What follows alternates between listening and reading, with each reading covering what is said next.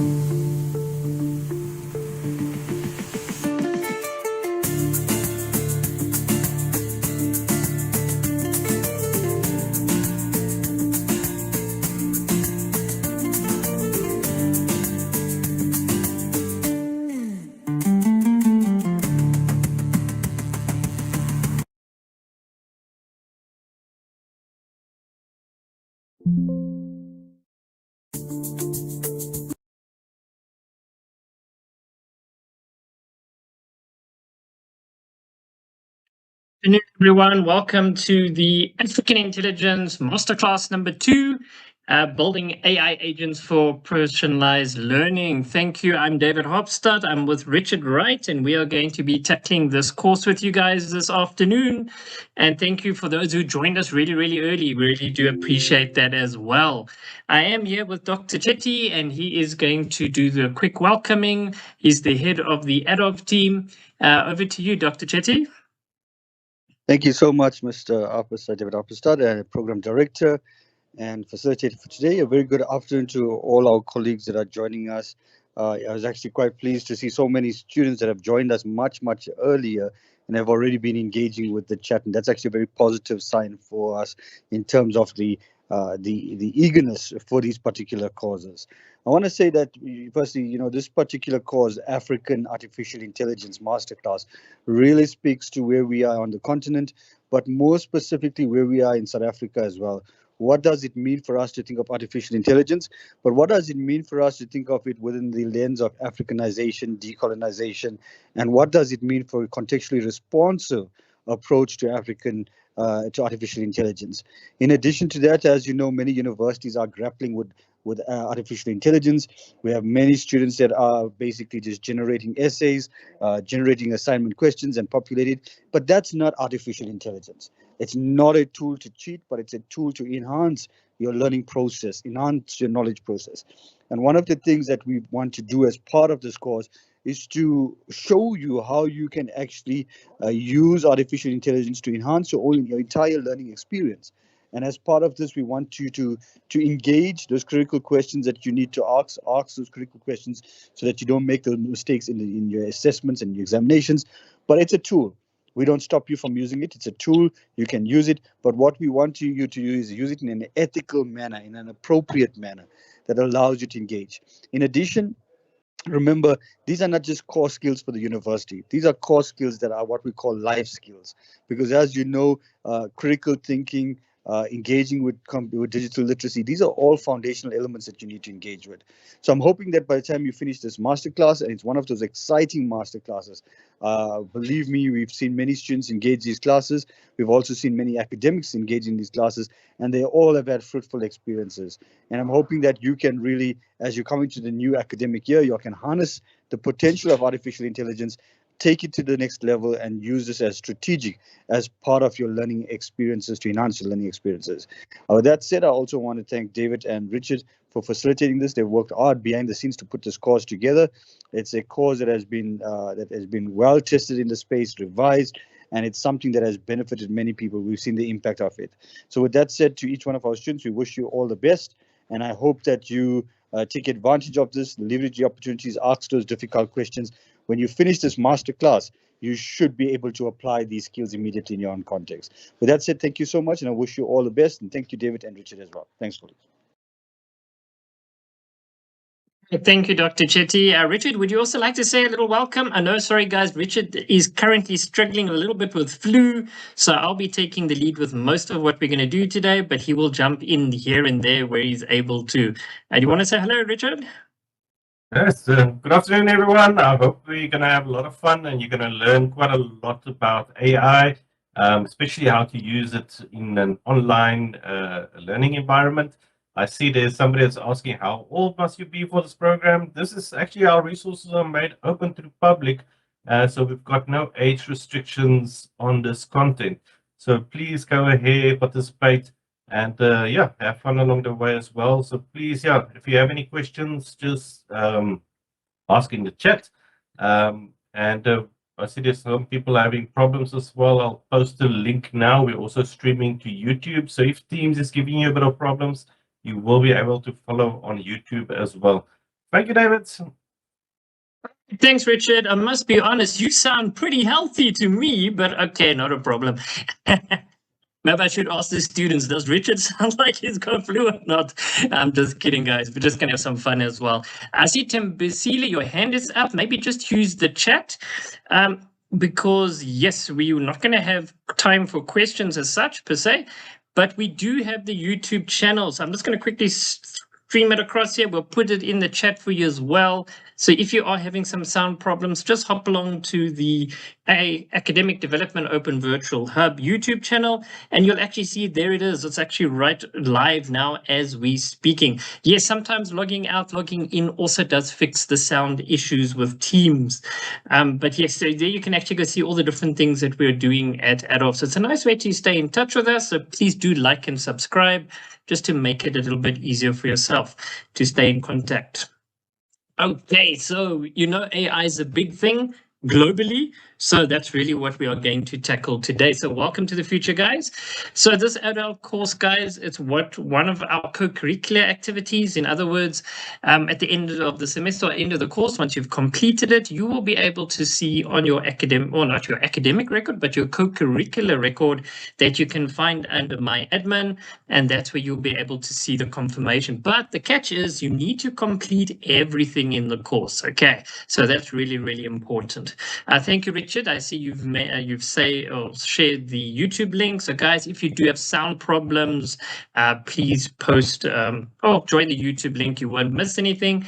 And the session is recorded, so you should be good to go if you want to catch up. The good news is, guys, no technical background is required. So that's really important. Most of you guys are probably not developing AI. If you are, that's really awesome. Do let us know. But generally speaking, most students are not. So we really make these courses that are very simple to get into, and then you'll be able to run with it. So that is great. Oh, you've already completed, Jean. You've already completed the course. That's awesome. But okay, well, do share with us how you found the course as well. So really what we're going to look at here, guys, is understanding generative AI and LLMs. We're going to, again, just touch on the AI prompts, which is really important. And that was really covered in the Masterclass 1. And you can still go do Masterclass 1. It is on the Adolf platform, so it's not really a problem. But ideally, we would like you have done, at least have some knowledge when you're doing this course. And then, of course, we're going to build. Now, listen to this, guys. We are going to build your own AI tutor agent. So at the end of this course today, this lesson, you are going to be able to do this. And the really cool thing is you've got Microsoft Copilot, which is part of your Microsoft license with UNISA, which means you've got access to it, which is really, really cool. And that's why we really want you guys to go have a look at this. Right, so you can follow along. If you've got two devices, that would be sort of the ideal situation. So you could watch on Teams or YouTube, and then you could actually practically do it on the other device. Okay, I know it's a bit of a dream. Most people don't have two devices, but if it is not a problem, go for it, have fun with it. And we are going to do some practical things during this course, so try to do them as well.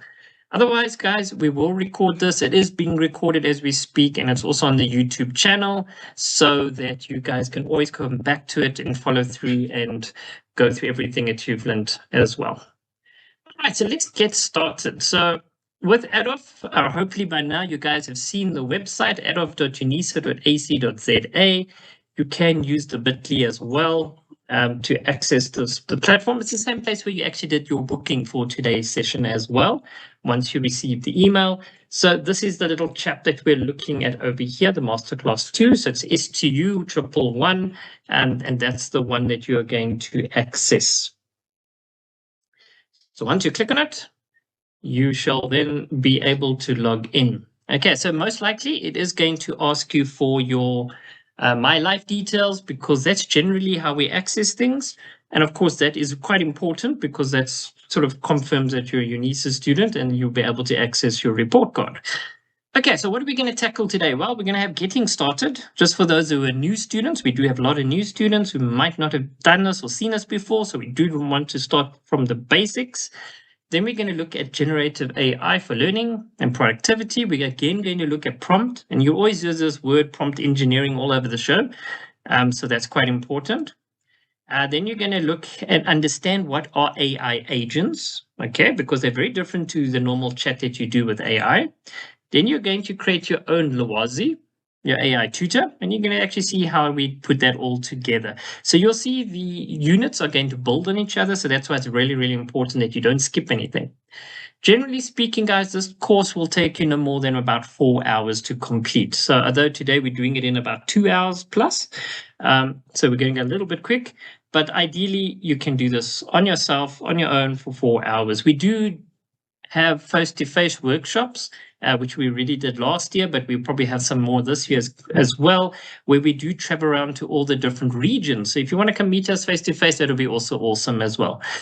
We do, or like what we're doing today, we're doing live workshops, so that's quite fun. But of course, these courses are designed to be self-paced. In other words, to fit into your life, your routine, you'd be able to actually do the courses through the My Student Skills Hub, which is the Adolf platform. What prerequisites? Now, as I said in the beginning, it would have been great if you have done the STU 110, the Masterclass number 1, but it's not a train smash if you haven't done it, because we are just going to briefly touch on the prompting element again. What do you need, guys? Well, definitely internet. So whichever device you've got. Okay, remember, this is also face-to-face classes. That's why we've got this information here for students who are sitting there with us. So yes, we do tell them what you guys need. So for example, internet, you need to have access to the forums, which requires internet. Ideally, Google or Microsoft or a ChatGPT account, whichever one you've got. But of course, with UNISA, we've got Microsoft Copilot. And we do recommend using Microsoft Edge as well. It tends to just work a little bit better than Google. So let's meet our first activity. Let's meet Lwazi. Now, what we're going to do is, if you're in the situation where you've got two devices, guys, you're going to then log in. So let me show you from the get-go how to get to the website. So I'm going to go to adovh.unisa.ac.za, adovh.unisa.ac.za. Okay, so once you hit the landing page, it'll look something like this. I know Richard has been working around the clock to get a new format looking, but this actually looks pretty cool, Richard. So there we go. So you can see all the different courses are available. Remember, these are all 100% free, guys. Yes, we will be coming to Durban, I'm sure. So yes, these are 100% free, and you can go look through them, and there are more courses as well. If you just go down, down, down, you'll see there's lots of more courses as you go along. So whatever tickles your fancy, you can have a look at them. But there are a couple that I do recommend. Apart from the AI, mobile learning, if you're using a mobile device, great, could do that one. But of course, the basic skills for online exams. You've got my modules, which you should be doing now to get you up to speed of how my modules will work. But then when it's exam time, please do the online exam one, because that's critical for writing exams, understanding your proctoring and all that type of thing. So it's really, really important. If you're not a UNISA student, it's not a problem as well, Bule. Yeah, so then in that case, you're not going to do these ones. But it's interesting to see what UNISA does in terms of proctoring. We also do have Hertex series for the ladies out there. If you're interested, have a look. And we've also got module UN. So if you've got that fancy of the legal aspects and how the world works and that type of thing, you can also have a look at these courses. So there's quite a few of them, even the early Stone Age, which is quite cool. All right, so have a look at these courses if you've got the time, of course. But of course, today we want to really get into Artificial Intelligence number 2. So there it is, African AI Masterclass number 2. So all I'm going to do is click on it, and then it's going to give me some brief, and then it's going to say, do a quick self-enroll. So that takes a few seconds to do, but of course now it wants you to log in. Okay, so just to speed along, I'm just going to log in. I'm not going to be waiting for the system. So once I logged in, then it will actually pop me straight into the course itself, okay, onto the landing page.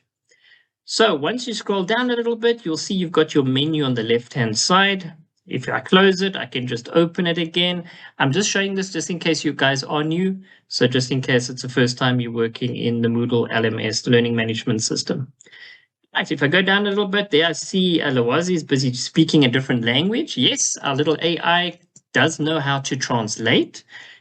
Speaking about translation, do you guys know how to do that in any of your tools that you've got available? Maybe in the chat, put a yes or a no, because that is something that's really important to us, that we want to know, do you guys know how to use AI to translate any text into your language that you prefer?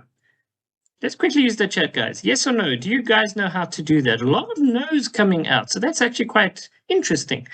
Okay, so part of what Adolf does is we do explore the boundaries of technology. So let's quickly have a look. So what I'm going to do here is I'm just going to open Copilot. And all you need to do is use the keyword called translate. Put a set of bunny ears, what I like to call bunny ears, isiZulu. So whatever's fitting into this little guys here, the exclamation mark. Now, what are these things called again, Richard? Not bunny ears. In school, we used to call them bunny ears. It's kind of stuck. Icons. Quotations. Are they quotation marks? Yes, you're correct. For a second there, I just remember them as bunny ears. Anyway, so then I want to put this text. Okay, so sorry, I see someone posted something nice there for me. Thank you, Kuna. I'm just going to borrow your text quickly, and I want to translate it into a different language. So all I do is I give a command. In the quotations, I put the text, and then I say the language that I want it to be. Now, the cool thing with AI, guys, it really does know how to translate. And there we go. In a few seconds, it's actually translated it for you, just like that. You guys that speak isiZulu, you might be able to tell me how correct this is, but I know when we did face-to-face classes, most of the students were saying, well, that is pretty accurate. And the more AI gets, guys, the more it's able to translate. I'm not too sure how good Google is, to be honest, because I know at some point we did ask Google to translate, where students said, nah, it's not actually that accurate. AI is a little bit different because it's learning all the time, whereas Google sort of just refers to a database. Although Google does have Gemini and all those things. But quotation marks, thanks, guys. Inverted commas, thank you. I see some of the students helped us with that one. So there we go. So translation, very important. You'll see that UNISA is on a drive to make sure that all the South African language was recognized. So yes. so that we can actually be able to translate and not just have English all the time, but to also try and help with our studies. All right, so let's go back to where we were. So let's go to the very first thing that comes up, and it says asking Lwazi. So in the course, guys, you'll notice we've got a welcome. That's where I was, the announcement. So you can also go see if there's anything published here. For example, there we go. Richard did publish something. And of course, ask Lwazi as well. So this is our AI little chatbot that we've created, and we're actually going to refer to him in the course, or her in the course. So there we go. And you can just say hello to Lwazi and just say, yeah. I'm just going to say hello, Lwazi, and see what she says. So this is actually live, guys, and it is powered by DeFi. And yes, so Lwazi, and there we go. So it responded to me. I like how polite he is. I hope you are well. How can I assist you today? So this is basically our Lwazi chatbot. So if you guys do have, yeah, pretty cool. And Richard is the father of Lwazi. He's created it. Plus minus. So yep, do go say hello to Lwazi, and you'll see it's a chatbot just like your Copilot and your ChatGPTs. It is able to do that as well. Does AI translate to other languages? Yes, it can. You just need to tell it which one you want, eh? But do go and read it, because remember, AI can make some mistakes. So yes, sometimes there will be, but the more it gets, the more information it's fed, it will actually get more accurate. Is this course compulsory? Be mafalala? No, it's not, but you are most welcome to join it. This is some skills that definitely can help you with your studies. Okay, so there we go. So there we go. There's the Lwazi. So guys, do go try it out. And you'll see we are going to refer to Lwazi in the course itself. So please do use it as well. Now I've got something for you guys to do, and it's our icebreaker. So if you do have two devices, please do it now if you haven't done it already. Come back to the course, and you'll see there's an icebreaker just after the course overview. Click on it. And there we have the icebreaker. So there's a couple of things we would like you to do here. Just going to scroll down a little bit. So what we want here to do is something very simple, just to say that you're comfortable with prompting. You're going to say hello to Lwazi. You're going to introduce yourself. You're going to then share what you've actually get a response from Lwazi. And we're actually then going to reflect on it as well. To make it a little bit easier, what we did is under the activity instructions, we built this nice little form that's going to help you. Okay, so if you've never prompted before, it is covered in Masterclass 1, but what we want to do is we just want to show you how to structure a prompt. So you're going to be learning anyway. So what do we want to do? So we're going to need to tell Lwazi our name, where we're from, not the exact location, please. Okay, we don't want to know exactly where you're living, because that would be not a good idea, actually. And then, of course, what are you excited about learning in this course? So if you do have two devices, or you're able to jump between Teams and the platform, please go ahead now and quickly post it. So I call myself Richard. And where's Richard from, guys? He's actually sitting in Cape Town. I don't know how the weather is there, Richard. And I'm going to do what? What am I going to learn? Learn. Whoops. Some typing practice needed.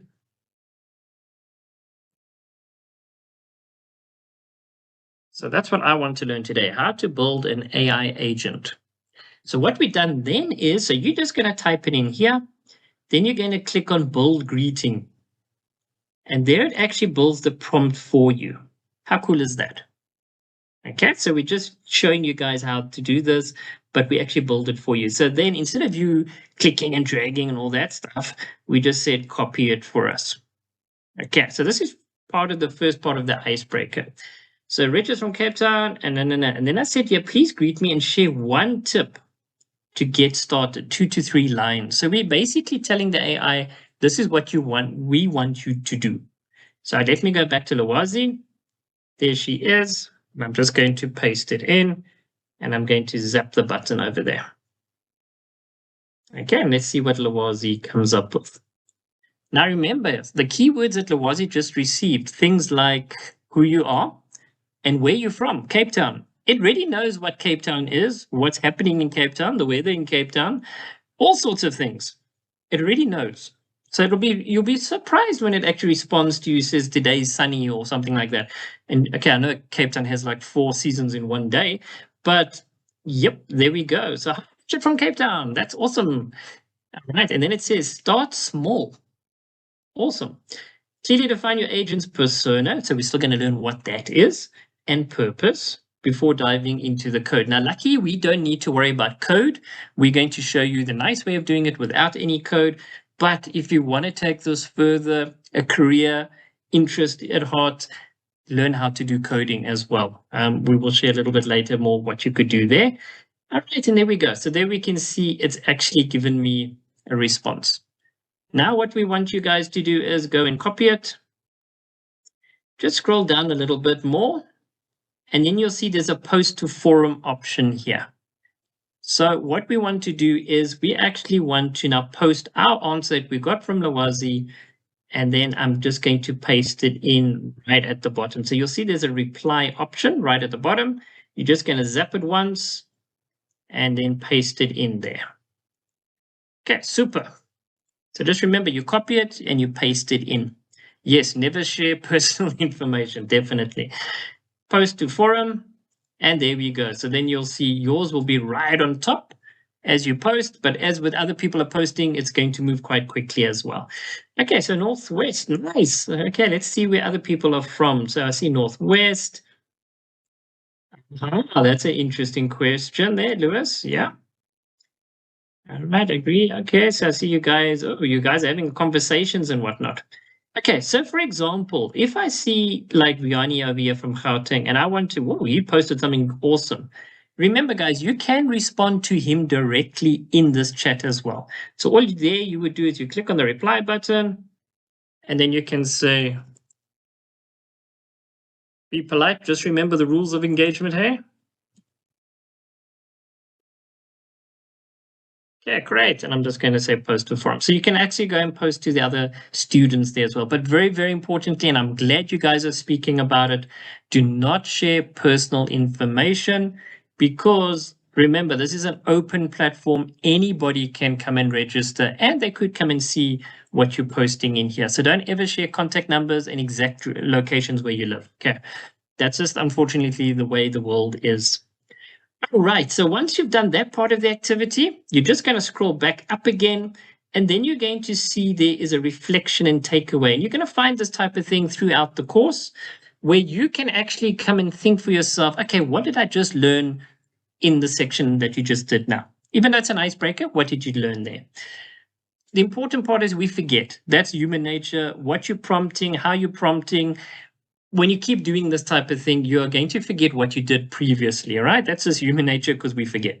So it's a good idea here that you can actually put some things in. For example, how did you feel when you greeted Lwazi?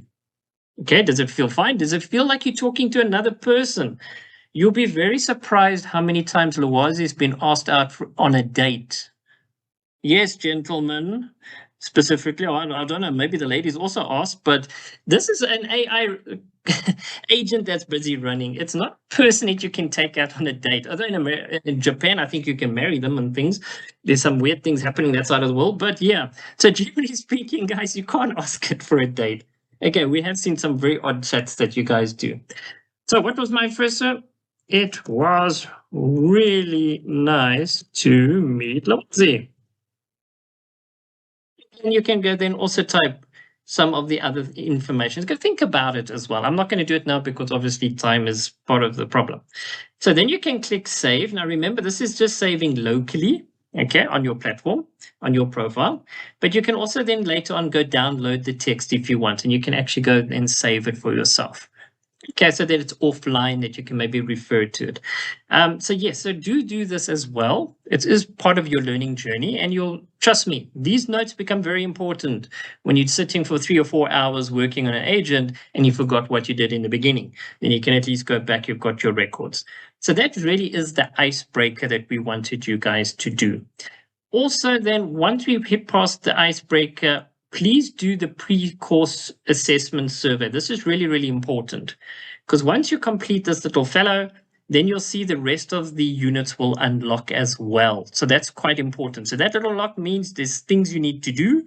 So make sure the green blobs are in place and any white circles that you must please do them so that it will unlock that section for you. Okay. Pre-course is really important for us guys. That's Richard and myself, because this data is what we are using to see, did you learn anything in this course from the beginning till the end? Because at the end of the course, you'll do a post-course survey so that we can really gauge and see which elements are you guys learning really well or which elements do you still need more support. And that's why we need this data. So it's totally anonymous, but it allows us really to understand where you guys at. So you can click on preview quiz. Okay, remember for me, it'll be preview as a developer, but for you guys, it'll be attempt quiz. Okay, so it's just a little quick questionnaire that you'll run through. Let me just show you how it looks. So there we go. So you answer the questions, you go next page. If it's your first time at UNISA, get used to this little guy because you are going to see it in your exams and your assessments. So yes, don't worry if you're late. We did record it and we will share the recording with you as well. Okay, so please do the pre-course because it really will help. And I see Richard made it that you at least need to get some of the answers correct, eh? So you can't just go next and hope you got them right. So yes, so please do the pre-course. As I said, it's quite important for us as well. Right, let's get into Unit 1. So this was just the orientation to say welcome. Thank you for joining us. Oh, okay, Portia, I'm sure Richard will help you there. Remember, it uses your My Life details, so you can reset it on My UNISA. Then it should be able to reset. All right, so let's have a look at unit number 1. Now, very important, guys, we're going to build on each unit. So when we hit unit number 4, that's where we're going to create the agent, and that's really where you're going to see the power of what AI can do. So we're going to quickly have a look at what is generative AI. We just need to understand how does it work. Practical state or study uses, saving time, summaries. You will actually see how important this little fellows are becoming. And if you just see in the news and wherever you're looking, social media, you can actually see amazing things that people are using AI already for. Benefits, there are limitations in terms of education. And that's also where we want to try and guide you guys from not doing your assignments, because it's very easy for us to see. And we can use AI to check your assignments. Did you use AI? So just be careful on that one as well. That's from the academic side, eh? And responsible and ethical use. Okay, as with anything in life, guys, you have to do the right things, like the lawyers that used a case study that didn't actually exist. But anyway, but they learned a lesson from that.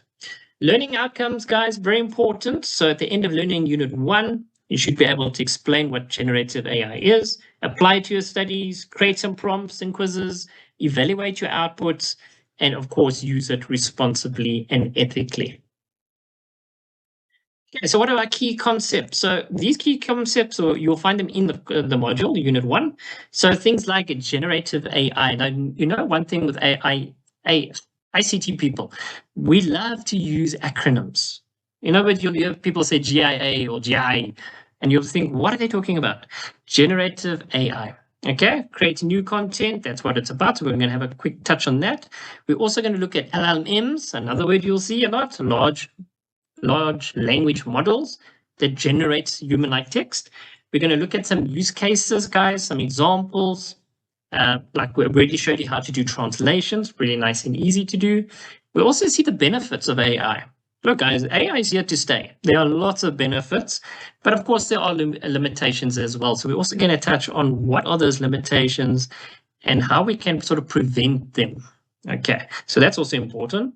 And of course, then the responsible use of AI, especially when it comes to UNISA and as an education institution, and how you actually can protect yourself and your data as well.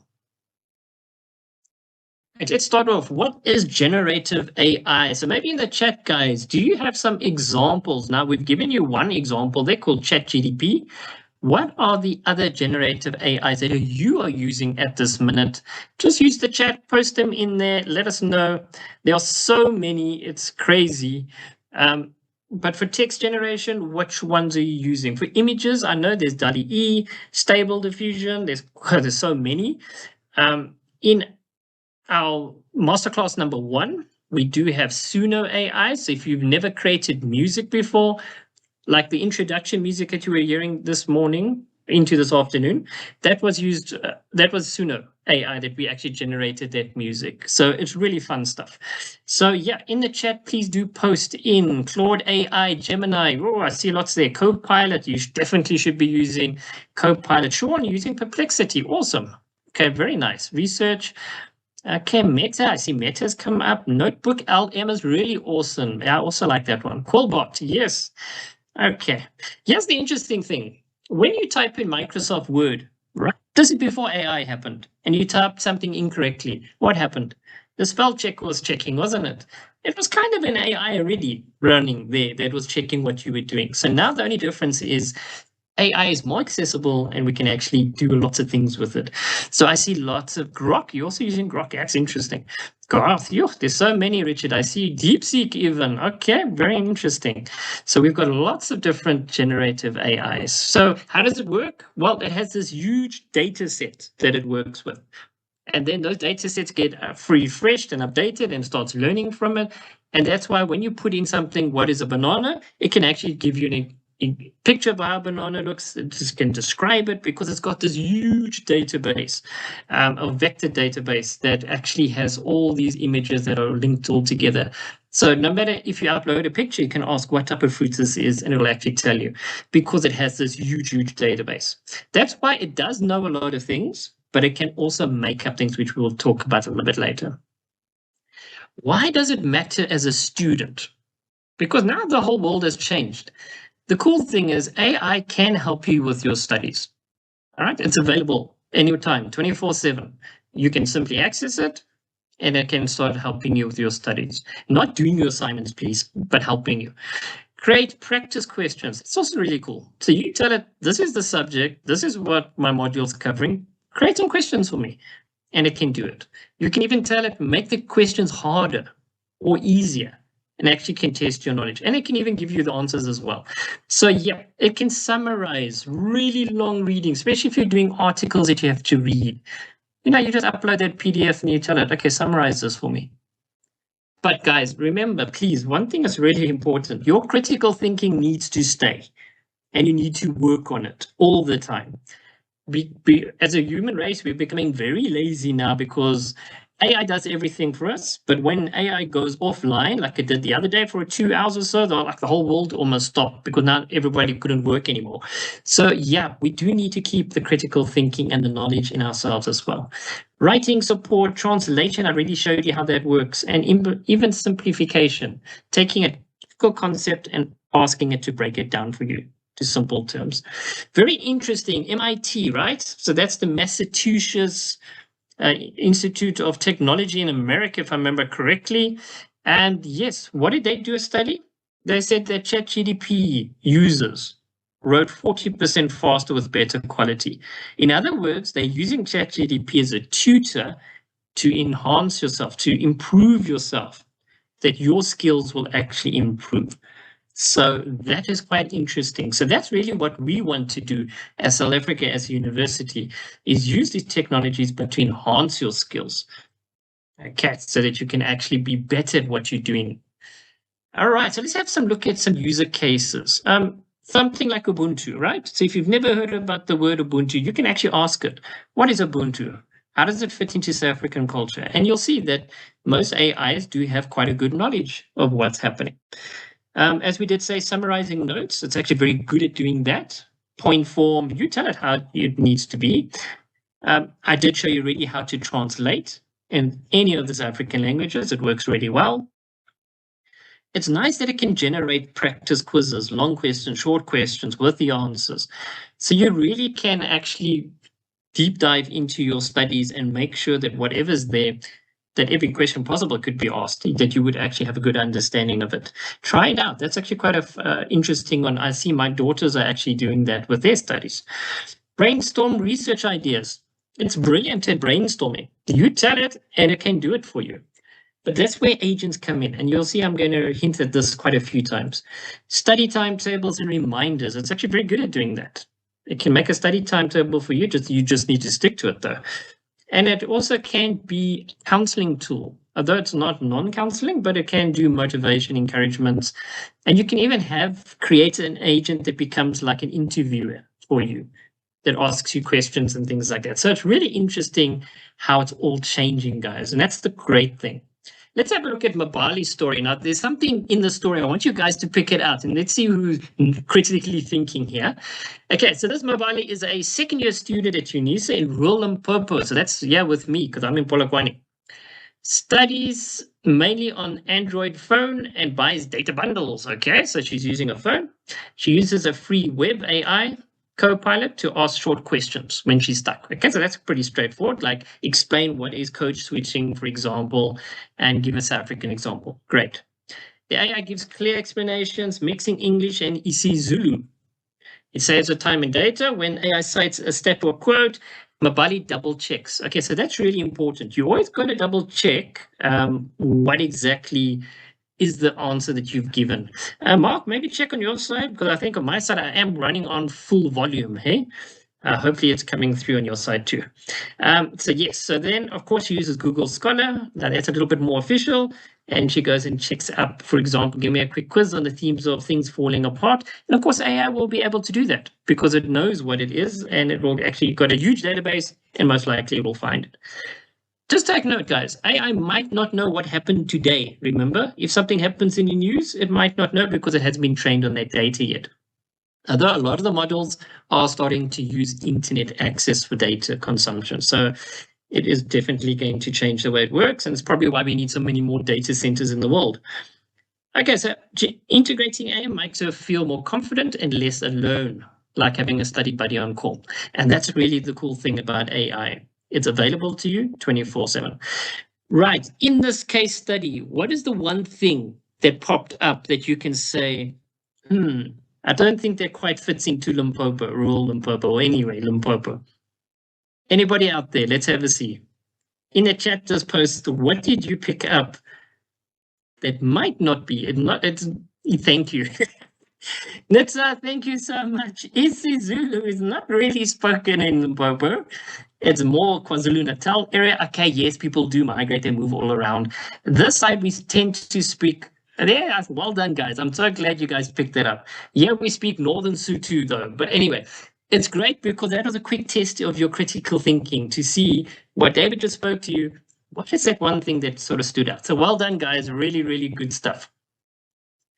Okay, benefits of AI. Okay, I've said it a few times. It's always available. No, Molefe, I didn't say Tsonga. I said Zulu. Benefits of AI. Faster summaries. Yes, it can do that. Personalized responses, because remember, it gets to know you. Eh? The more you use it, if you've logged in, it actually gets to remember you. Brainstorming partner, definitely. It's good with languages because the more the languages we give it, the more it's going to learn from us. So definitely there's lots of benefits. Limitations, yes. Here comes the tricky part, guys. Because remember, these models were developed where? Asia, Europe, and America, mostly. They forgot about Africa, basically. Okay, so that means there is a gap in knowledge with us. So that's why we need to keep feeding it. It has hallucinations. In other words, it can make things up if it doesn't know. Okay, so that's a big problem. That's like those lawyers that used AI for a case study that actually didn't exist. It predicts patterns. It's very good at doing that, predicting patterns with data. Unfortunately, not betting, guys. I tried that myself. It sucks at betting. But maybe one day there will be a proper model that can actually do it. I was just curious to see how it works. It is very biased. Okay, not just Western focused, but also European focused and definitely Asian, as like DeepSeek, for example. It doesn't have emotional intelligence, guys. I'm sure you would have seen quite a few times where in the news that the AI actually told the person, oh, please go kill yourself because it got fed up answering the questions. It's quite weird that way because it shouldn't be doing that. It shouldn't create harmful scenarios. But yet the AI did respond like that because there was lacking gaps. So it is a problem. Data privacy, our data and privacy risks, definitely.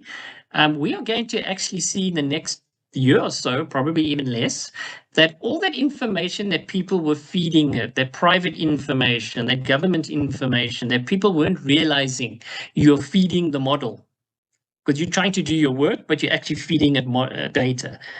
That data now is part of the new training model. So it might be very interesting bank statements coming out of people who didn't realize that their data wasn't protected because they didn't tell the AI not to use my data. Remember, there are settings. Please go check them.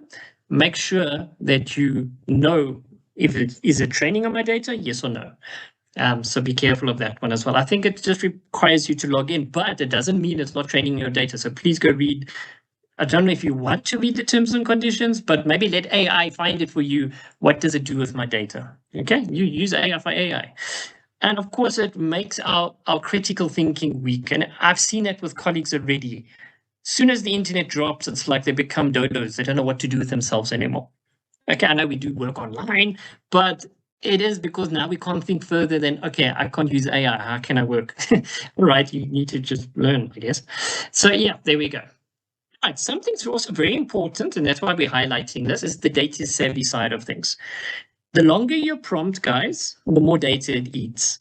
The less prompt size, it's the text that you're using, the less data. It's very hungry on data. Use Wi-Fi for heavy tasks, especially the free ones that you've got. Rather use it than your mobile data, for example. So that's interesting. Prefer text over media. Media, obviously, when it creates a picture for you, like the picture we're looking at right here, it will eat a lot more data, okay? But if you've got a fiber line, that type of thing, then it's not a problem.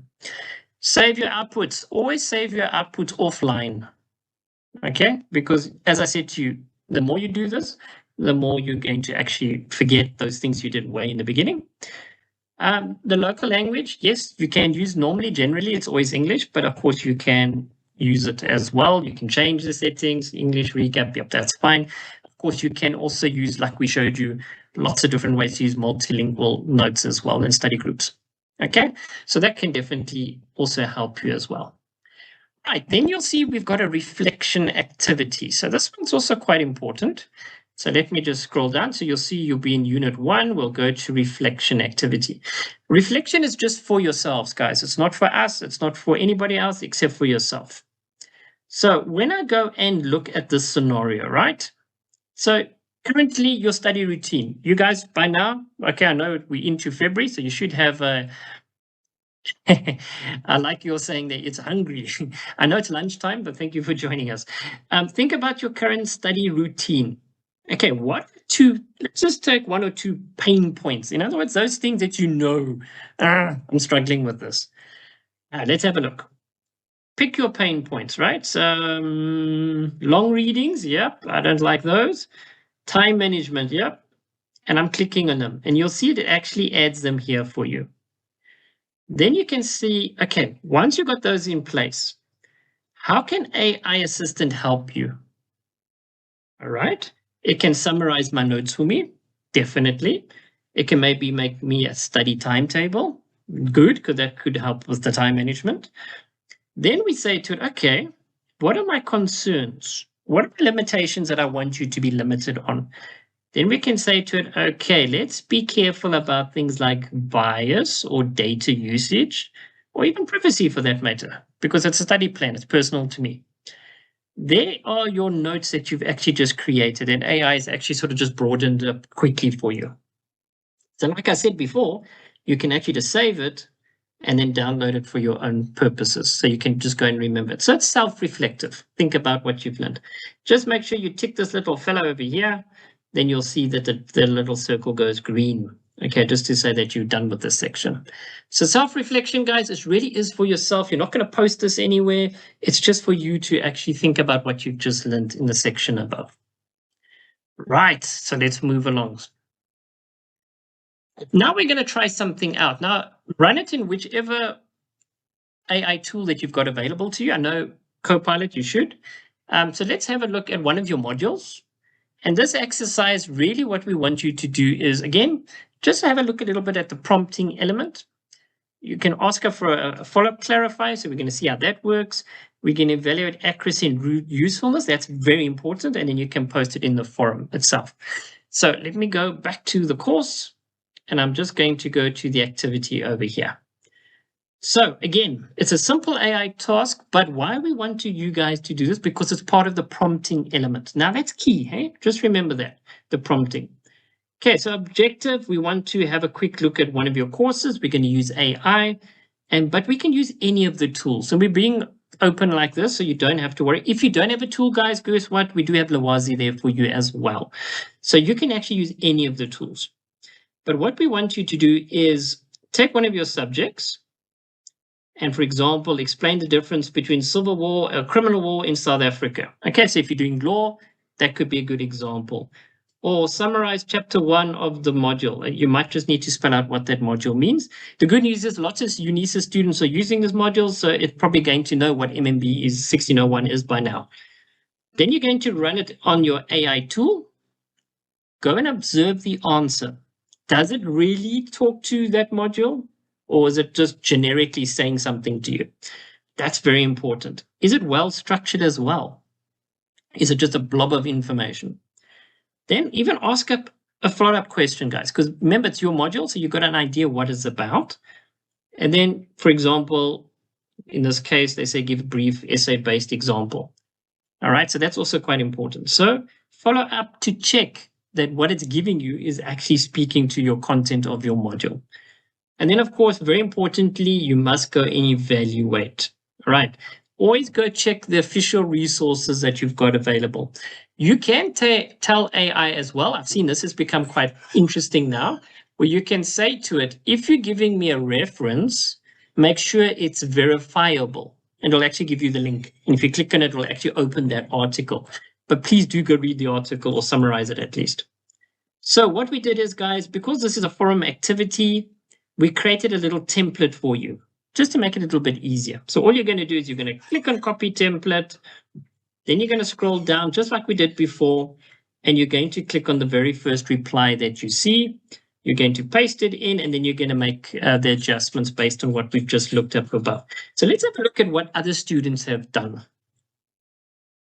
Okay, Latabo, nice stuff. So there we go. Okay, so you've actually used the example straight from the materials that we've given you above. So that's fine, because you can actually see how it came out. Okay, so there we go.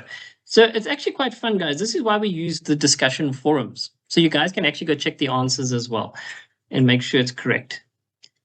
Main first level modules. Okay, there we go. It's essential human settlements. So there we go. So if you're doing that module, you probably have a good idea what's going on. Basic economics at 15. Oh, this student got excited. He put a lot of things in here. Oh, it's SUS. I remember this one. Okay, so yeah, there's a lot of information that you guys have published. All right, so I'm not going to spend too much time because we still have quite a lot to cover on this one, this activity. But really, that is unit 1 that we've covered now. So there we go. So you can actually go see what the other students are doing. But remember, guys, the template was for you to actually come and make some inputs into. Okay, so just check that, edit it before you publish it. Remember, you can go edit it, okay? All right, there we go. Okay, so have a look at that. Quite a fun little activity. So that covers unit 1, guys. So very basic things, getting you into the process. So we had a look at generative AI. We can see there's lots of benefits. We're talking about those benefits, but now we want to actually go do those things. And that's really what we want to do. Right, now we tackled unit 2. And this is where the fun is. I see some hands are up. Guys, please use the chat facility because we won't be able to do questions and answers in this session today. A little bit short on time. All right, persona. Persona is quite a key element, especially when it comes to agents themselves. What is personas? What is a chat that you can basically do in AI? And there's a big difference between the two. All right, so with AI, guys, when you use it straight off the bat, it gives you very generic responses. Okay, it'll look through its data, it'll find an answer, whatever matches up, and it'll give it back to you. Whereas persona is a little bit different. Well, a little bit different, because now it tries to speak to a role-based instructions. So in other words, you're telling it, this is how I want you to behave. This is the type of information I want you to use, and stick to it only. Don't give me generic things. Go back to the data source that I'm telling you to use. Then it's basically, as it says, it's giving AI a character. In other words, it's a role. It has a purpose. It wants to do something for you. And that's the key with a persona. Benefits, guys: consistency, relevant control, and engagement. So you'll see this quite often now as we go through the content. So let's go have a look a little bit more. Okay, so prompting or prompt engineering, very common. You put your instruction, you tell it the content, you say, give me examples, or use the examples it can find, and then you say, what type of role do you want to do? the AI to behave. Clearer prompts, clearer answers. Put too much in, you're going to get too much back. So you need to be a little bit concise and specific to what you want it to do. Remember, the more data you give it, the more data it eats, okay, from your data bundles. First response is generally poor, guys. Most likely, it's never going to give you off the bat the perfect answer. So you're going to refine and retry. In other words, that's why we want you to save those prompts so that you can always go back and see, this is what I typed in the first time. This is the answer it gave me. Now I've refined my prompt and now the answer's changed. So that's very important. So the principles that we have are be very specific. It loves it. It loves it when you're being specific. For example, in the South African region or the global South, you're telling it specifically, this is what I want you to focus. The context is key. What exactly does it need to do? Find the financial performances of the last 5 years for companies that are in South Africa. It can do it. Why? Because the data is available. It's all over. It's on Yahoo Finance. It's there. You can actually do it. It's an open platform. Assign it a role. Be my financial analyzer. It's also possible. Or a coach. Or a tutor. And then iterate. Iterate means repeat. And refine and get it there. Okay, pleasure. That's all. My pleasure. I hope you guys are enjoying it. So learning outcomes for Unit 2. We need to define what is an AI persona. Make sure you understand it. What are the key elements? How to draft a reusable persona prompt. That's a key element right over here. You're going to need it for Unit 4. Apply, refine, improve. Remember, guys, it's a work of art that you're building here. It takes time. Embed integrity, privacy, and bias awareness in personas. That's quite important. We call it guardrails as well. So make sure that is in place so that it knows exactly what it needs to do. Key concepts. So what we're going to tackle here, again, persona prompt, yes, system prompt. We need to understand that, the who, the why, the role, and the goal. The tone, the style, South African English, mobile first, inclusive. So we need to tell it what must it be. Professional sounding South African English, good. Behavior rules, do's and don'ts, and check for understanding. So all of this together makes the persona. So we need to deal with each little piece separately. Okay, elements of a good persona. The role identity, who the AI is. Okay, be specific. It likes it. What is its purpose? Why does it exist for you? Because remember, you're going to create something that you're going to interact with. What is its purpose? What style do you want or tone? Is it friendly? Is it professional? Is it South African, professional South African English or the Queen's English? Which language? It's fine. Go for it. Specific behaviors. What can it do and what don't you want it to do? So that's also important. The context. Is it based on your ODL studies? Is it low data? Is it first generation learners? Maybe the first person that's studying in your household. You can put it in. What context do you want it to behave? Is it a coach with 20 years experience? Then it will behave like it because you've told it this is the context. What languages can I use? The South African languages, any languages for that matter. Japanese, you name it, you can use it as long as you understand Japanese, guys. Ethics, honesty, very big thing. I hope you guys have all done that academic integrity course, AIC. If you're first time at UNISA or if you did it last year, please make sure you do that, guys. It's really important that you get it done. I know it's a little bit long, but yeah, ethics, big word at UNISA. And remember, UNISA has a zero tolerance to ethics. So let's not step on that minefield. All right, so how do we do it? Okay, we're going to step-by-step build a template for you. Okay, so in the course, you're going to do it. If you've done the course, you've probably already seen this. Decide the role and the name. So we're going to give it a name, Lwazi, Tandi, whatever you want to call it. I know people love to use their nicknames for their AI. I'm not sure why, but that's what you guys are doing. Outline what you need. Task, behavior. And Richard, in our case, we would love you to answer the emails and attend the meetings for us. Then we can sleep late in the morning. Choose the tone and the style. Be serious, be friendly, be fun. Okay, but with studies, yeah, make sure you do it. Unfortunately, Samantha, I think at this point it's just a once-off for the AIC course, and I hope it stays that way. But I think I did hear something about a refresher course coming. I don't know when, but hopefully not soon, because that means we all have to do it again. Add constraints and ethics. In other words, you've got to kind of build in those barriers, guys. Almost like electrified fence that you don't want it to go beyond where it should be going. User context, guys, low data, mobile access. You can play around a little bit with the context that you would like. You need to have one prompt though.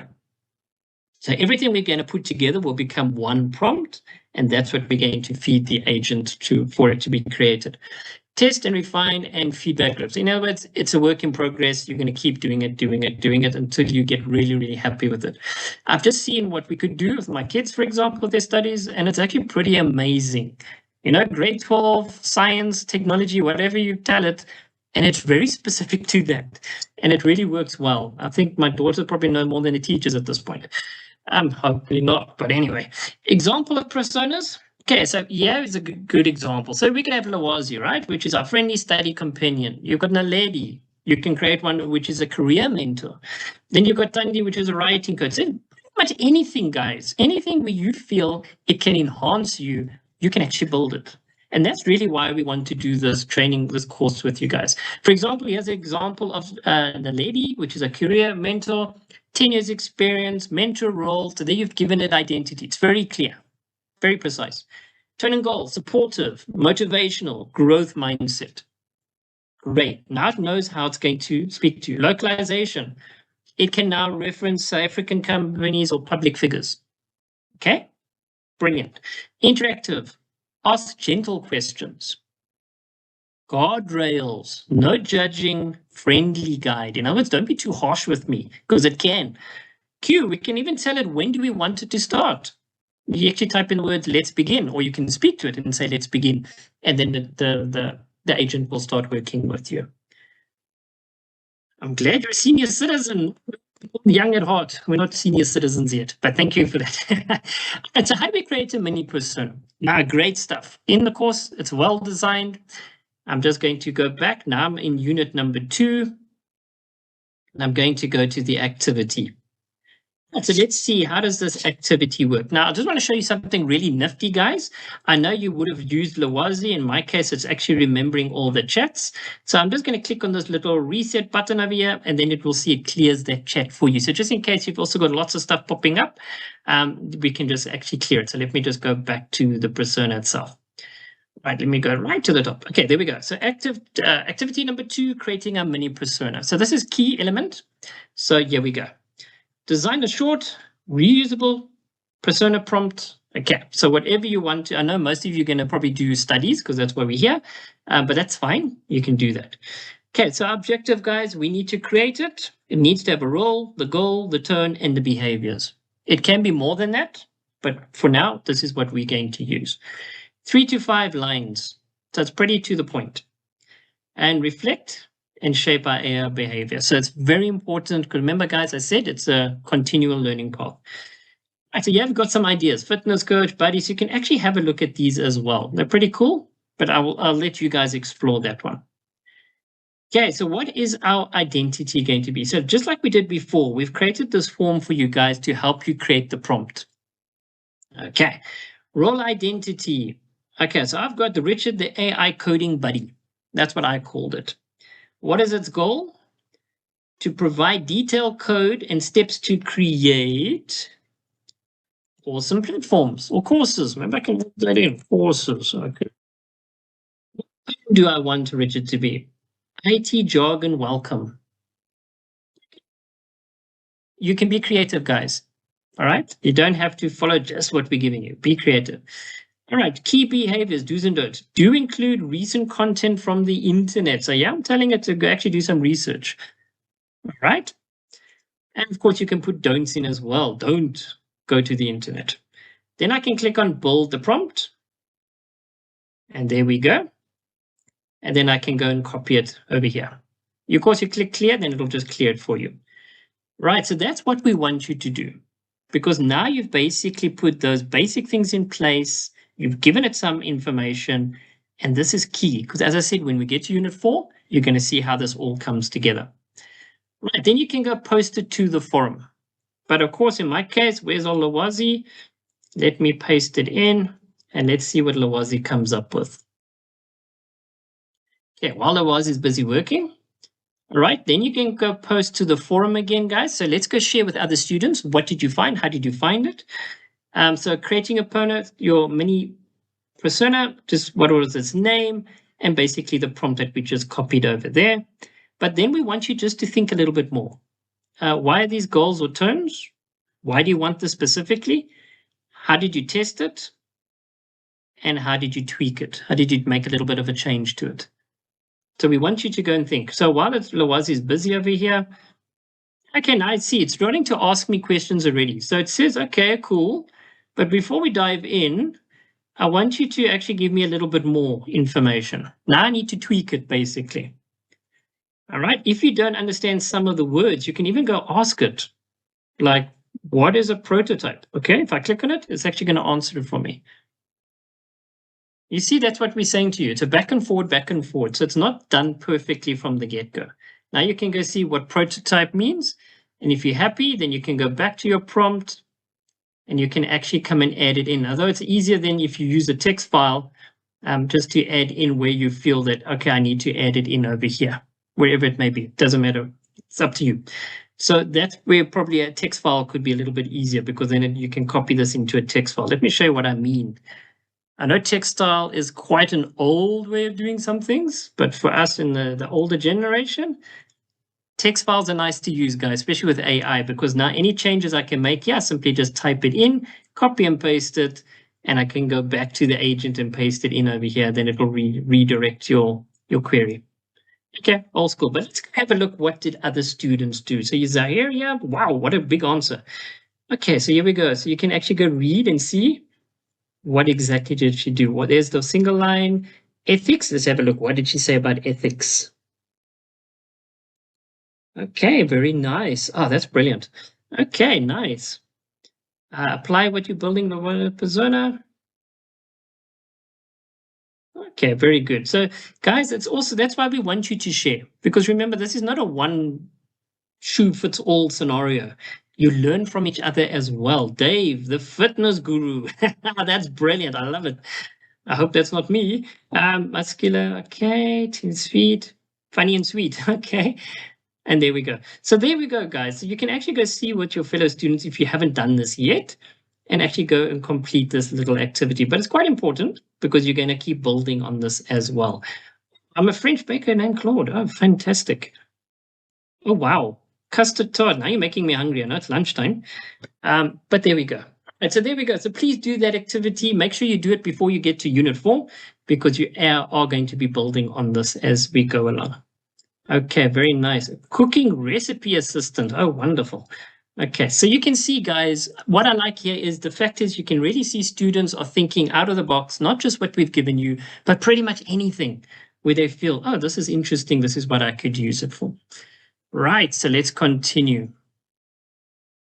This is the Adolf platform. Maybe, Richard, we could just share with you exactly how to get to the Adolf platform there, Michael. All right, so that is basically what we tackled in unit number 2. So really looking at the persona, getting that identity and its intent, its purpose. What is it going to do for us? What type of tone do we want it to have, and the style as well?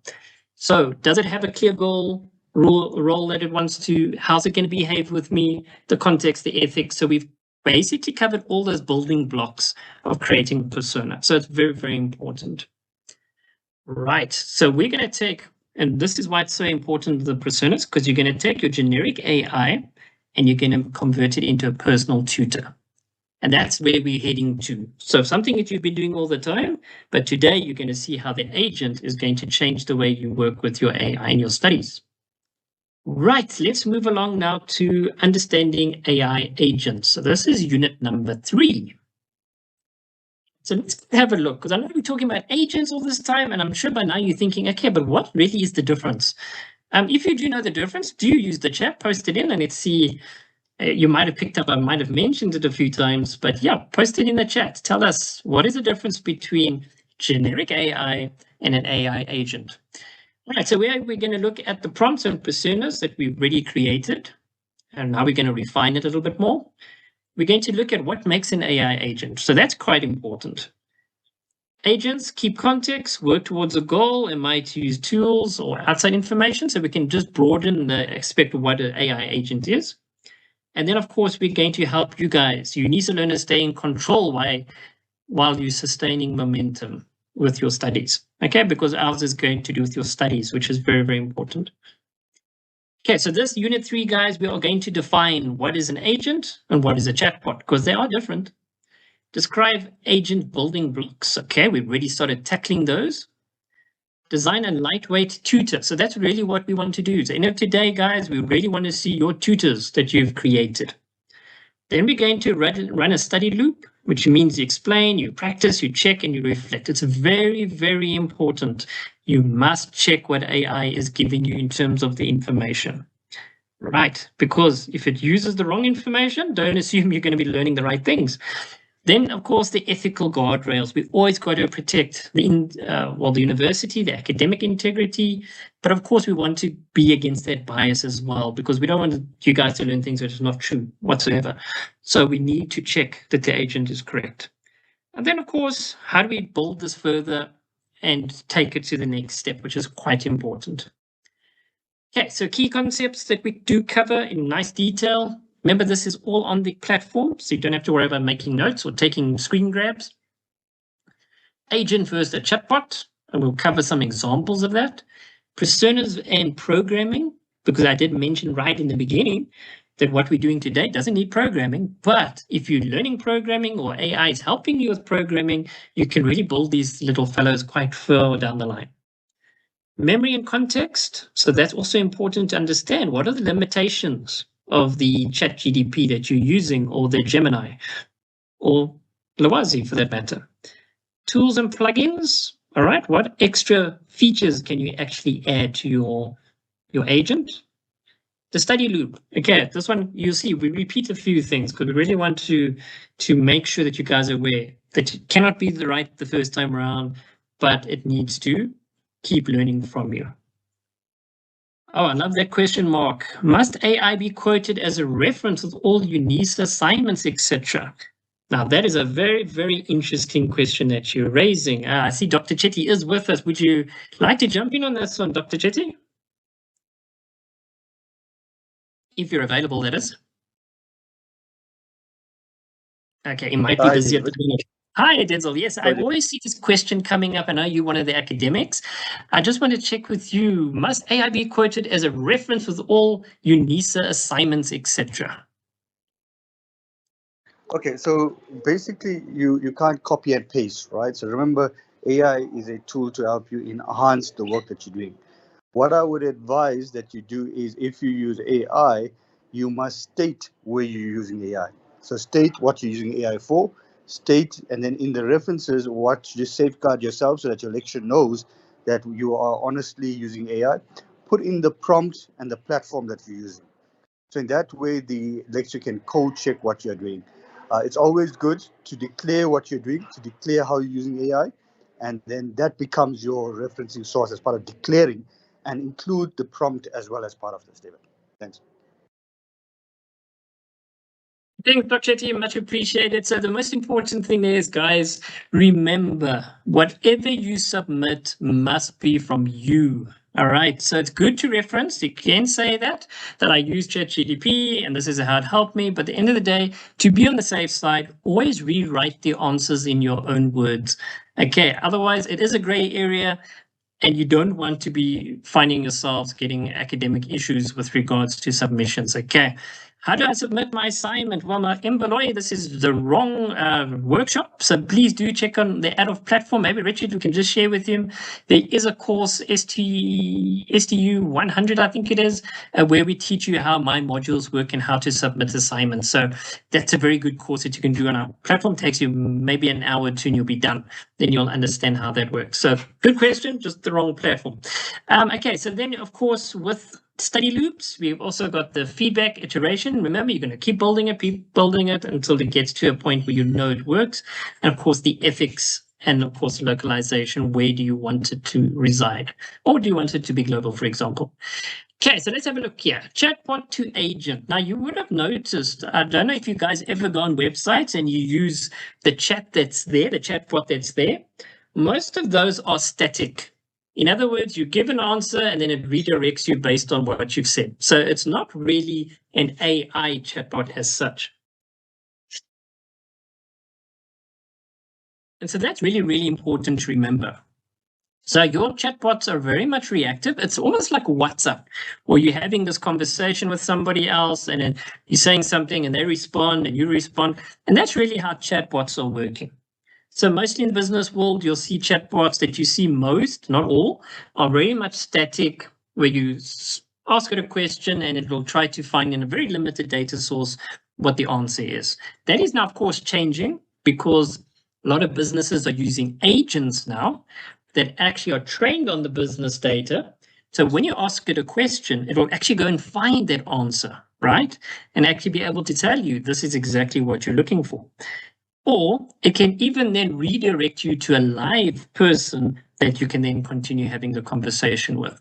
So these AI agents are now becoming more sort of in zone. I think Discovery's got quite a good one that I normally use. And I see it does, and I can tell it, I want to speak to a live agent and it'll actually redirect me. So chatbots, very static, reactive, back and forward, back and forward. The conversation can go pretty much in any direction. Agent is goal directed. Now that's the critical element here. In other words, it has a very specific role that it wants to play, that you're going to build. It has a purpose. Whatever that purpose is, what we've covered in Unit 2, you've designed it for a reason. It has a context. What tools can it use? Can it use date time for your calendar? Or can it use a calculator? Can it use a scientific calculator with its answers, for example's sake? And there's plenty of tools out there that you can integrate. But of course, that's where the programming comes in, okay? So it might be something you'll have to learn how to do with programming side of things. It suggests steps proactively. That's really cool about agents. They can really give you those detailed steps what to follow, but within the context of that agent itself. Okay, so let's go have a look then. An agent, guys, it tracks something very specific that you want. For example, if it's a topic, it can track, it can see what you're doing, and of course, remember now you're interacting with the agent, then it's only going to record that, what you're doing with the agent itself. So you can actually then tell it, I've done this assignment. Where are my weaknesses here? Based on the whole conversation we've had, or the agent's design, the context. And then it can actually say to you, okay, maybe your English, your spelling there is not very good, or your context is totally off. So it can help you then guide you to say, okay, revisit this section and rewrite it in your own words, and then have a look again. That's what it can do. Quick revisions. So if you said it, okay, here's module 1 of my economics module, quickly create me some questions there based on that PDF that I've just uploaded for you, the study guide. It can quickly create those questions, but you can limit it. You can say from page X to page Y, only in the section, create those questions for me, and it can do it. You can tell it multiple choice, long questions, give me the answers as well, so you can go and check your answers when you've answered it. So it's very good at doing that. It can make the questions difficult or easier. Don't know why you want it easier, because your exam is not going to be easy, so you make it difficult. So ask it, tell it, okay, you've given me these multiple choice questions, but now make it harder for me so that I can actually really go and study my work and understand what you're asking. It can remind you of deadlines and micro plans, so it's very good, because you remember, you're going to tell it, I want the following from you. Create me a study plan. These are the units. This is the PDF, the work I need to content that I need to use. Create a study plan over the next 3 months. Exclude Saturdays and Sundays. I want to only study Mondays to Thursdays. And it can actually create your study plan, because I'm telling it, this is the content, this is the context, create it for me. Right, so as Richard actually put a very nice little note, because a lot of you guys love to ask us, David, can I do it? Because now you're starting to think 10 steps ahead. things like calendar synchronization and coding, and there's a whole bunch of things you can add. There is an element of coding that will come in, right? It's not impossible to do. You can even ask the AI to help you with the coding. Okay, so yeah, it does take it to the next step, but that's not what we're going to be doing here. We're simply going to use what's available and for the engine or the AI to create something that we can already use today. Lwazi feels agenic. Now, any of you guys, what does agenic mean? Let's see the chat. What does agenic mean? It's a word that comes up a lot now in AI.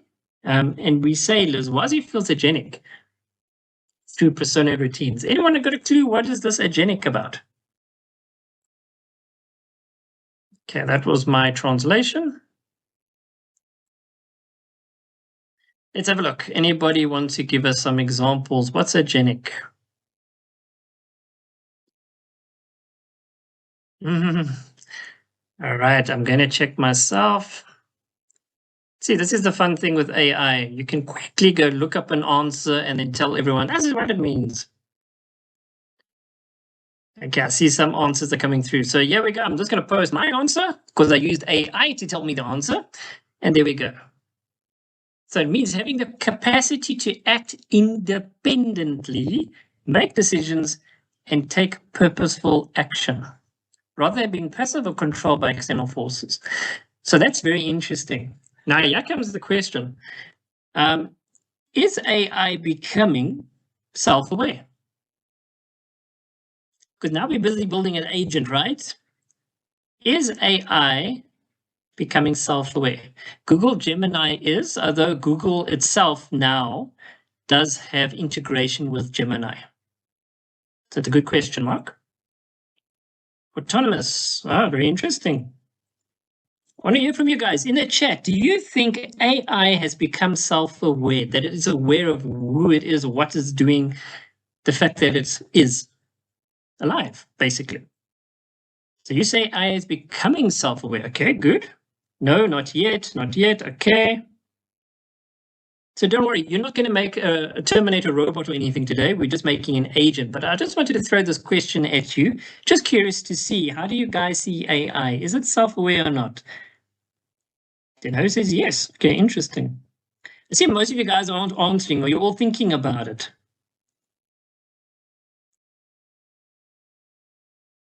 It's very interesting, actually. But yeah.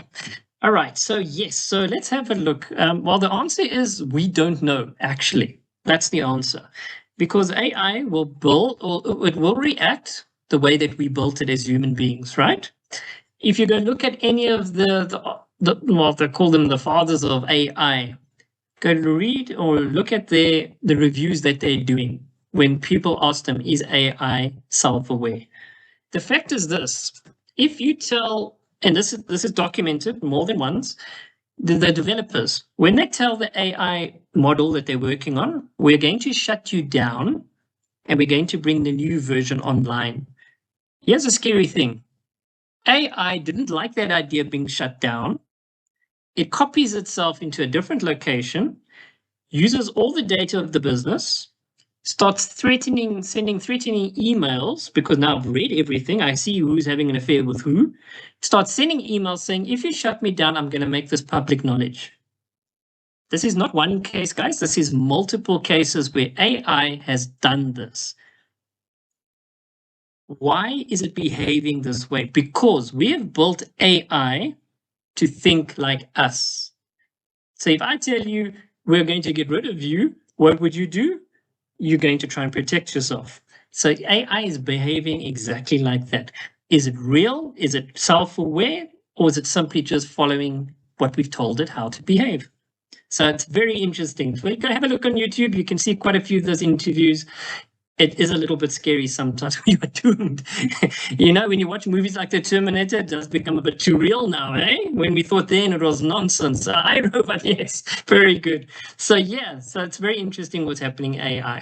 Okay, but luckily our agents are not going to be doing things like that. For example, you've got Siri and Alexa. Okay, I'm sure you guys have heard about these little guys, virtual assistants that think for you. I know there was a KFC advert at some point where the poor gentleman has to drive to KFC because the AI is telling him to do so. So that was quite funny, actually. We've got quite a few educational tutors that are available nowadays that you can actually use.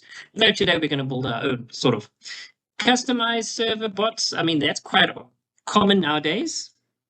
Like I said, with the certain AI chatbots that actually has a lot more knowledge, can really help you with whatever challenges you've got.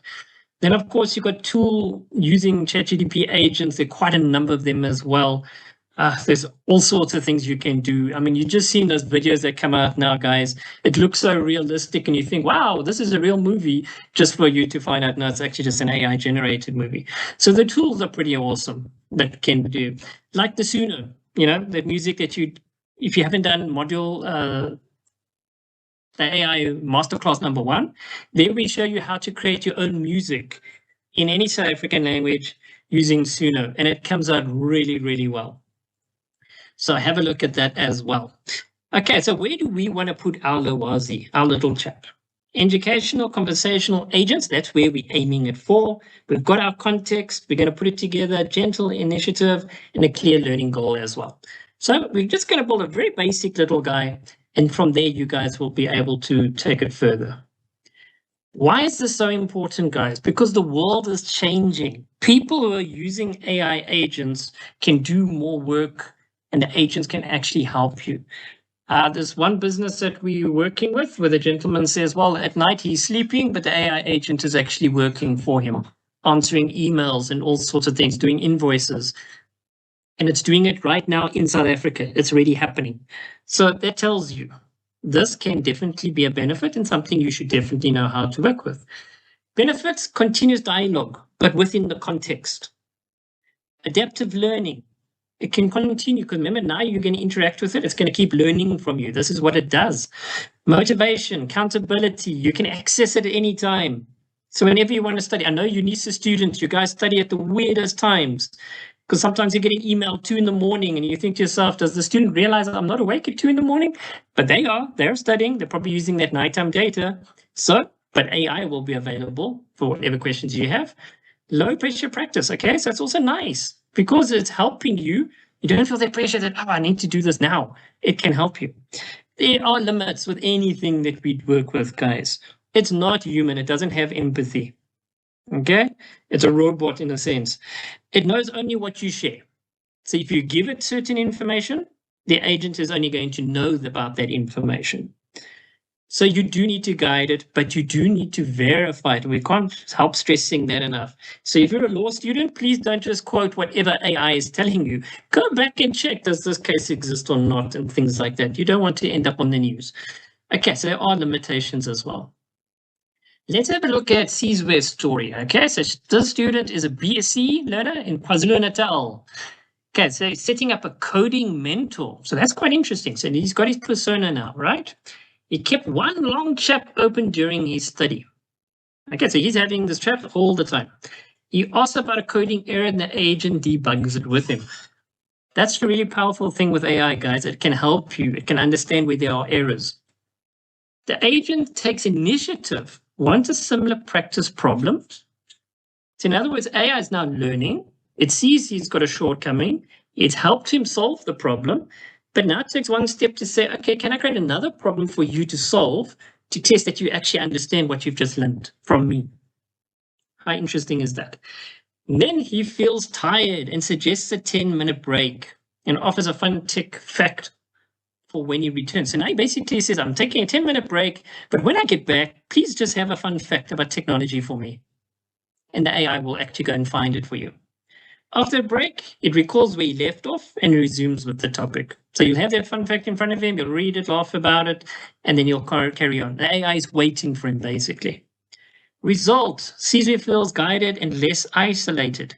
Having a tutor adapts his pace inside or one continuous chat. So that's the great thing about it, guys. I know one thing the UNISA students, and it's the thing that you always do at every single orientation or whatever platform you get, who is studying this module? Can we have a WhatsApp group? You guys do that 24/7.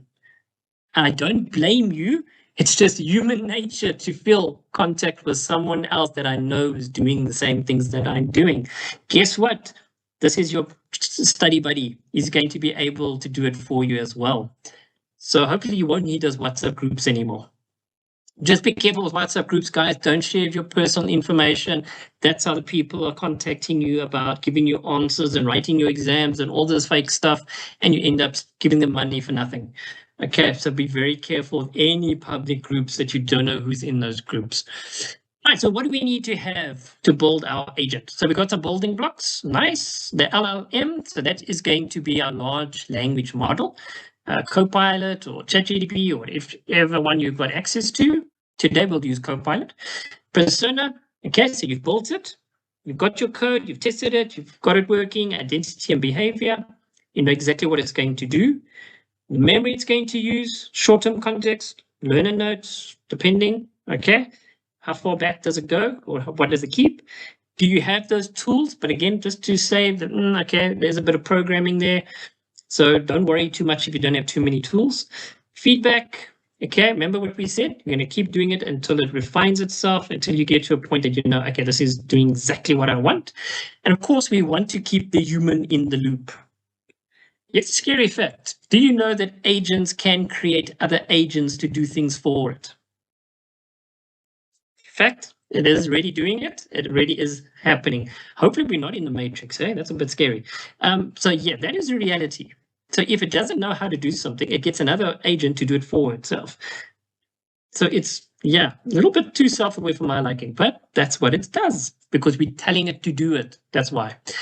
All right, so practical blueprint, guys. As I said in the beginning of the course, no programming needed. So what we're going to show you here, you guys will be able to do today. So we're going to create the persona and the context. In other words, work through unit 1, 2, and 3. Then we'll tackle it in 4. Paste your persona, add small memory hacks, and it started each session. So Richard's actually going to show you guys exactly how he's going to do this. It's a lightweight memory hacks, guys, is quite important because we know data. Okay, how much data do you guys use? If you've got data from UNISA or you're buying it yourself, then it can become very expensive because the more you use AI, it's on the internet. That's also a challenge. So we do need to just make sure we're not going to go overboard. What device are you using? It's very important. What are the strengths and weaknesses of the tool that you're going to use, the LMM? 2 lists in the chat, the master to the 2 review. So it's always good to keep this, guys. The chat, the text, the prompting that you're using. I like to use Notepad because then I know it's offline, it's saved, and I can always refer back to it. But I know Richard likes his 2 ways of doing it. And then, of course, summarize today in 3 bullets, set 1 micro goal as well for your next time. So that's really what we want you to do is at the end of this course to really be able to tell us what are you actually doing with the agent and how's it working for you? And that we were very keen to see that as well.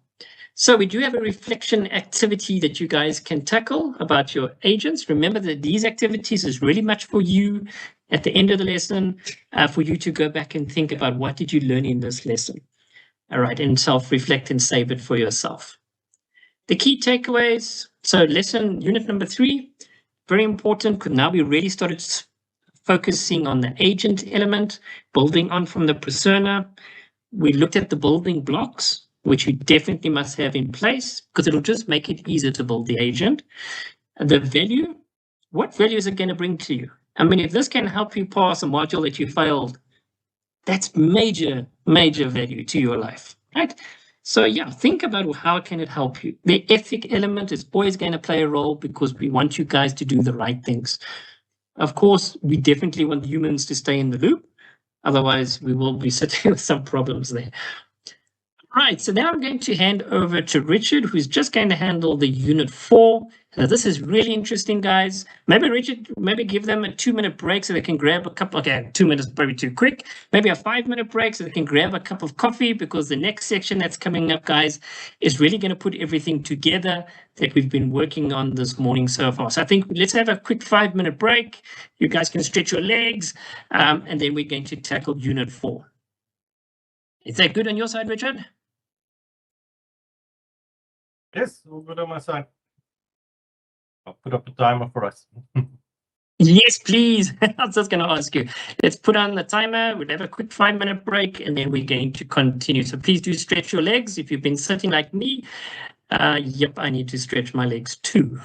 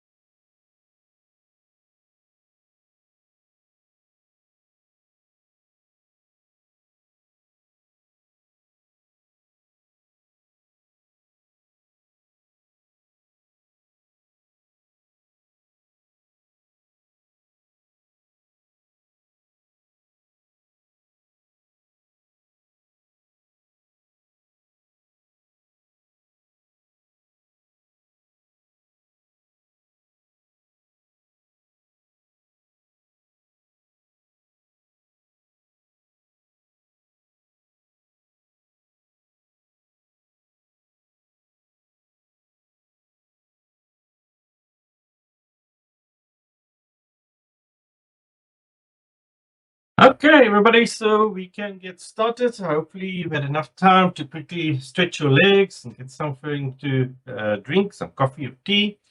Now we're going to start with this is actually the final unit, and this is where everything basically starts coming together. Everything that you've learned now about the persona, the context windows, the system prompt that David mentioned. So this is, as we say, your practical finish, your capstone project for this masterclass.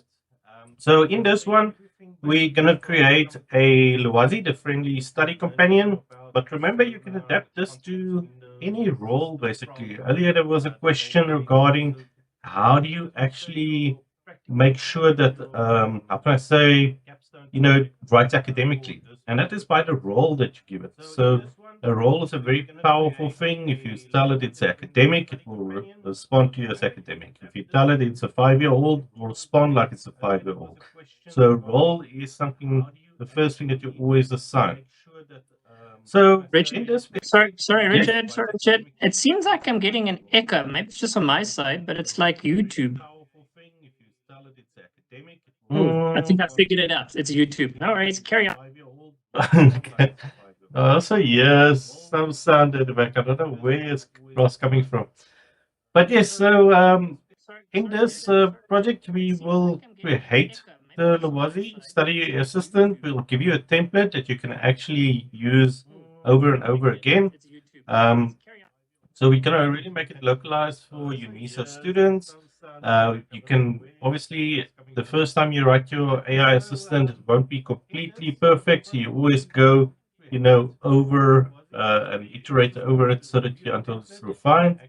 We're also going to put in some guardrails, for instance, integrity, privacy, bias awareness, that type of information, so that the agent always reflects on what it actually outputs to you.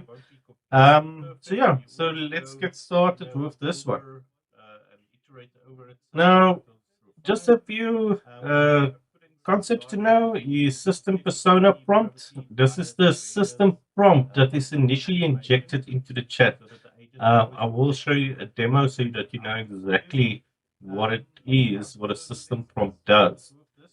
Scaffolding, a study loop, explain, practice, check, reflect on the, how can I say, the guides that we give the agent. So it doesn't just put out the first thing that it comes to mind, it actually does iterate over it as well. Human in the loop is, learner control. That is where you guide it along the way. And that is how you're actually going to be improving your AI agent over time. So obviously you do want to add some ethical guardrails.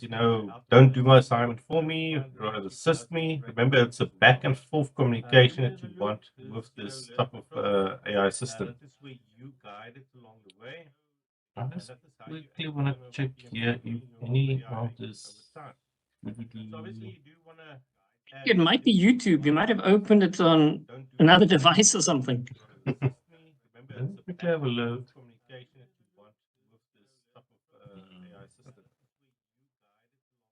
Not that one. Let's see. Are you fiddling with all the equipment you've got? It might be YouTube. You might have Way too many things open. another device. Yeah, I can hear myself. Oh, there we go. There we go. Yeah, it's horrible hearing yourself, eh? But yeah, so let me just get back to the presentation. So yes, so we're gonna actually now see how we create this how can I say agent. Why is it so powerful? We mentioned already is because if you speak to a general AI, it basically will answer you generally. When you give very specific information and tasks and roles, that's when it will actually respond to you in a lot better quality. So yeah, uh, so definitely with Lwazi, it will help you explain concepts, all of that. Obviously, it won't do your assignments for you, judge or scold you, uh, or even pretend to know everything like the general ones we usually have. So when we write system prompts, you want to give it a very strong role and identity. Um, this is the way it will respond to you, interact with you. You also highlight the tone and style, must be clear, warm, concise. Obviously, for studying, we want something that's very concise. The teaching approach, explain simply, then check understanding, as we mentioned earlier. Ethics, no graded work, encourage verification. Learner context is mobile first, low data, depending on where you're from. I saw somebody earlier wrote that they actually run their own AI model. I think that's quite a lucky thing to have if you've got the graphics cards or things for that. Now, obviously, ethical guardrails is always, I saw somebody else also mentioned over-reliance. Remember, at the end, it must be in a way that it supports your critical thinking and your understanding, not the other way around. So, yeah, so always be, when you interact with these models, be aware of that. Bias offenders ask for different, diverse, viewpoints. As we mentioned, that all these AIs come with already a perspective, and you must actually guide that perspective to the way that you wanted to view or explain things. Obviously, never privacy, don't share ID, logins, or addresses with AI, especially if you're using the free ones, because that everything that you insert there is actually being used for further training in the future. So yes, we will see a lot of top secret information coming out one day because everybody is using AI and they don't always, how can I say, they just pour everything in there. So yeah, so we'll see where that will go. So obviously always, know the boundaries of your AI, when it comes for health, legal and financial advice. Not all of them are that smart or trained on it, so it can only give you incorrect information. So never submit AI written work, credit assistance if used. As Denzel mentioned earlier, remember you don't reference AI, just like you don't reference a tool that you use. But it's good still to just have an acknowledgement that you have used AI. And as mentioned, a lot of papers now actually want you to also add the prompts that you use. So perhaps get in that habit now already that you always, how can I say, give the correct information how you use these specific tools. So firstly, I just want to show you, somebody mentioned Multipot in the chat. Currently, the big one is Multipot actually was renamed to OpenClaw. So OpenClaw is basically blown up in the last week. You actually give this agent its own computer. So it doesn't run in your browser or anything. You actually give this agent its own computer and it will run with WhatsApp and everything. Basically, a lot of people are using this now actually basically like a staff member. You can assign roles to them as well. They run and do things on their own. It can take a day or so. But remember, they build like whole websites and things like that. So if you're interested, go have a look at, you want to see what's in the forefront at the moment. This guy that actually developed this, he was quickly taken up by OpenAI. So he'll be also working at ChatGPT. But this is all also open source, free to use. But yeah, use at your own risk, as I say, because this got access to everything. It, when it does something wrong, it can go very wrong. If it starts WhatsApping people, wrong messages and things like that. So just interesting that I saw it in the chat, and it is actually a new development. So it came out now in the last few months, and it's currently doing very well. It shows where AI agents are actually going in the future. So I'm going to open up. I'll share the link in the chat as well. So we're going to be on Unit 4. So you can use this as your starting template. So I'll copy the link directly if you want to follow along. So I'm going to paste it in there. So this basically, as you can see, we give it a role, the identity, the tone and style, what teaching approach it should be. Remember, if you now, for instance, want something that helps you with academic writing, you will say you're a professor within this field, this is the way you write, the tone that you must use, all of that. So you can easily adjust this. Obviously, we want to add some academic integrity and boundaries, what it can and can't do. This can be the same for any other general bot that your agent you also create. We give some basic information about yourself, especially, what you're studying is broader, the area you're from, and then also, some of additional context as well. How do you prefer studying? How do you want to be answered? So all of this is basically our system prompt over here. So I'm just quickly going to fill in the information here. So I'm just going to say David Orpestad. He is what? He's like, he's ancient. I'm going to make him 36. And then he's from Polokwane.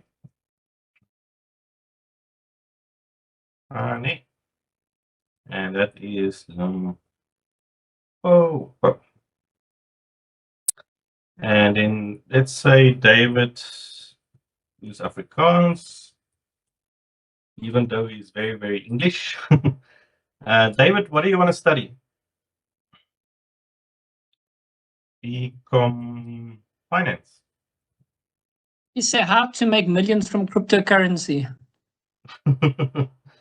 That's a dream you must not give up at the moment. So I'm just going to put here because I'm going to say, let's make you rather environmental sciences.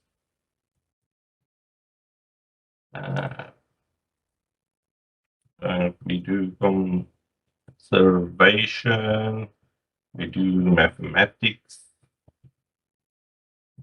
and we do, what else is there that they also do? Oh, assessments, impact assessments.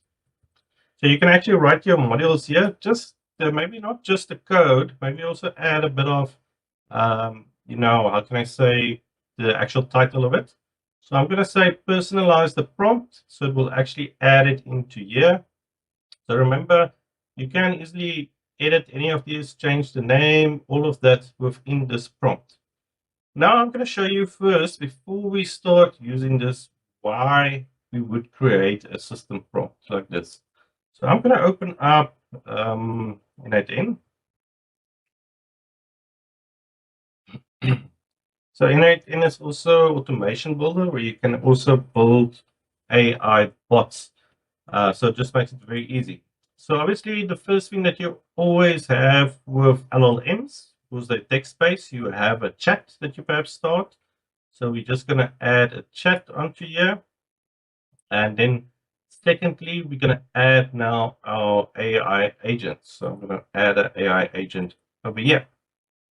So I'm just going to close this, not going to make any settings on this. Now, if I want to use this agent, it will really show you it must be linked to a model. So obviously, AI agents are all linked to models like Gemini. You get OpenAI's, ChatGPTs, you get Anthropic's, Claude. So there's quite a lot of them that you can use. So obviously, for it just to have basic functionality, you need to connect it to a model. So let's do a bit of Anthropic. It's a new one we got, so let's try it out. So Anthropic is basically on the same level as ChatGPT.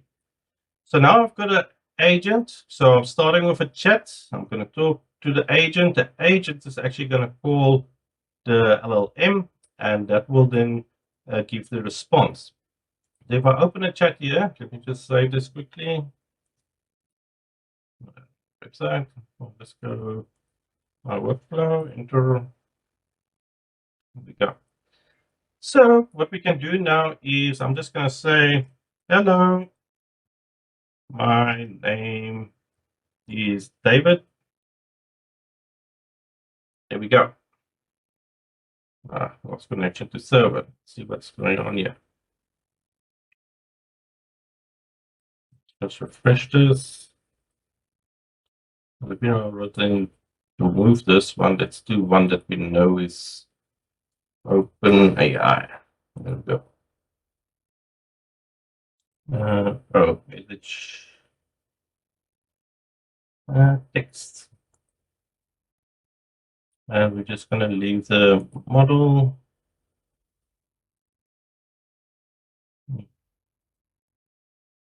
This to see what we've got. I'm just going to use GPT-4.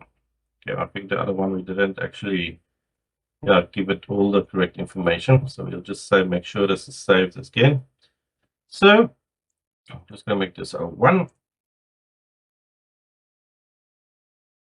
Okay, so we refresh this session. So we're going to say hello. Just see if it goes through. I don't know why it's giving us these errors today.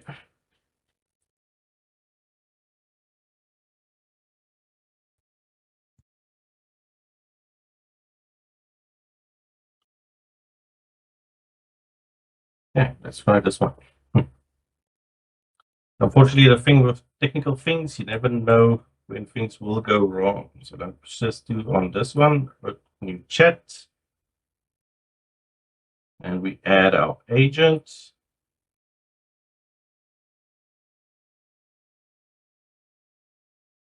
And we add a model. Open AI. Okay. Back to model. So we've got our agent. We've got now can start a chat with it.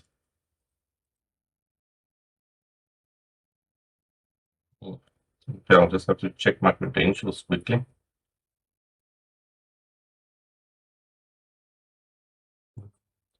This one.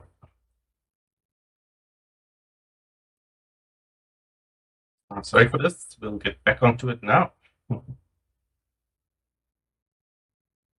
Let me just API key.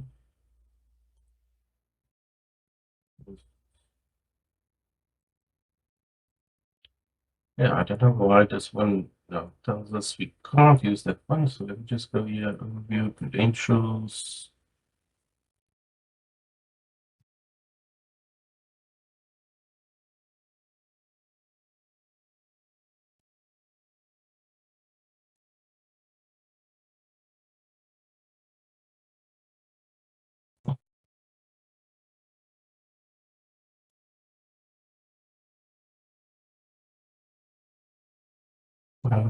It's the skills now.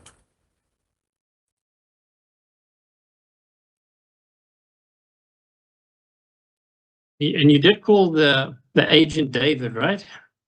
Yep. I'm going to put that on the copyright list. You can't use David anymore. Yeah, where is this we go?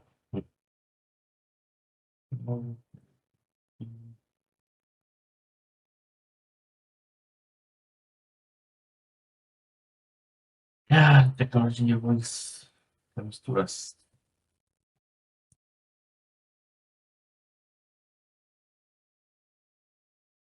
Oh, there we go. Okay, so let's go here.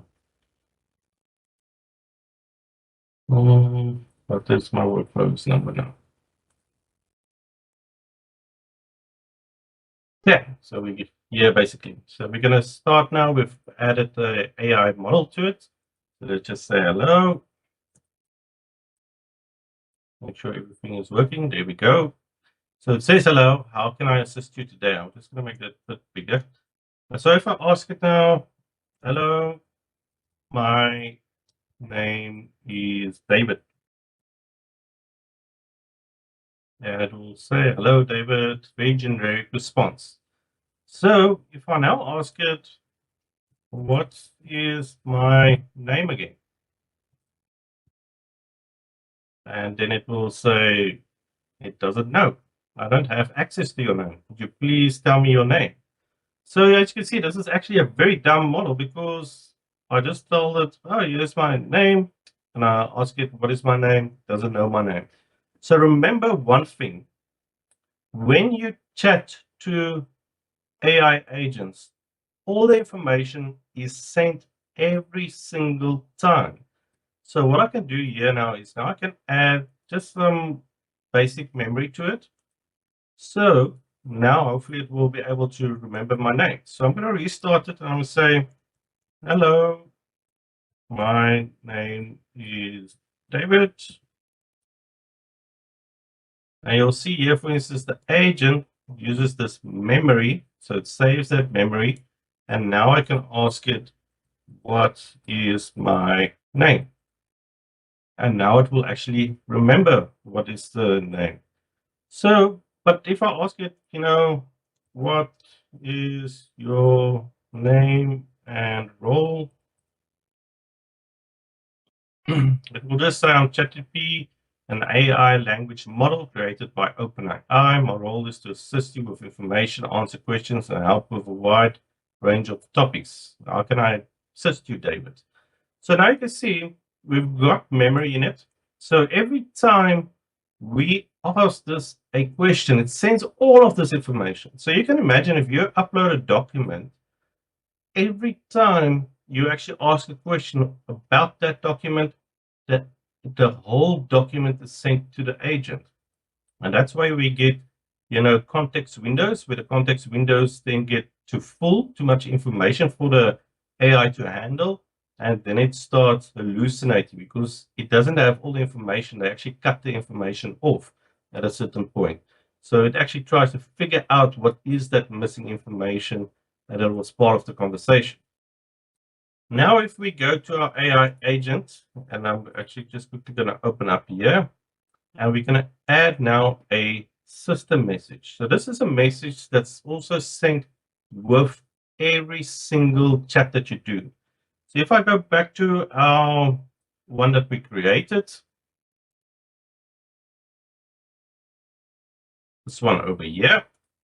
So I'm going to now just copy this one in. So I'm going to copy full prompt. So remember, you can really adjust this to really make it your own. And I'm going to add this now as a system prompt over here. So let's just put there. And so you are helpful. I don't know why I put this in here. Actually,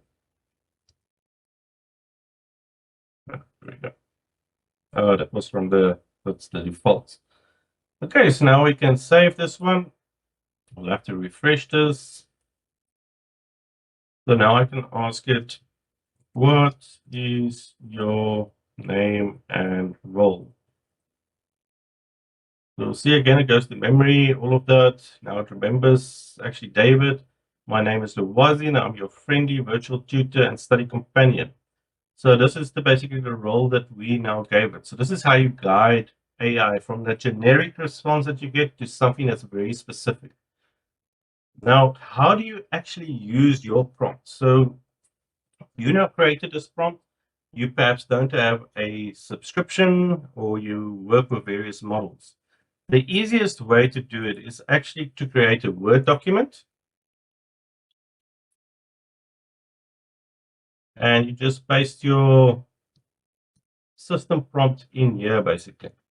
So we're going to save this to the computer. Browse. I'm just going to call it Lwazi system prompt. I'm going to save it to my downloads. So it's just a Word document that we're going to be using. And this is how you can get started as well.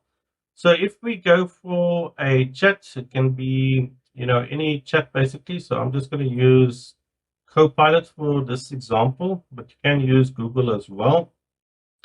I'm just going to make this a bit bigger, like over here.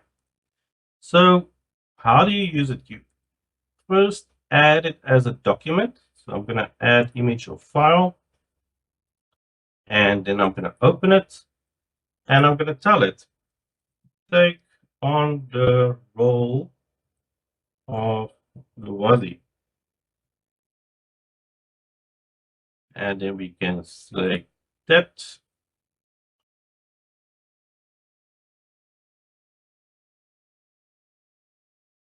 So yeah, it actually asked us already. So let's start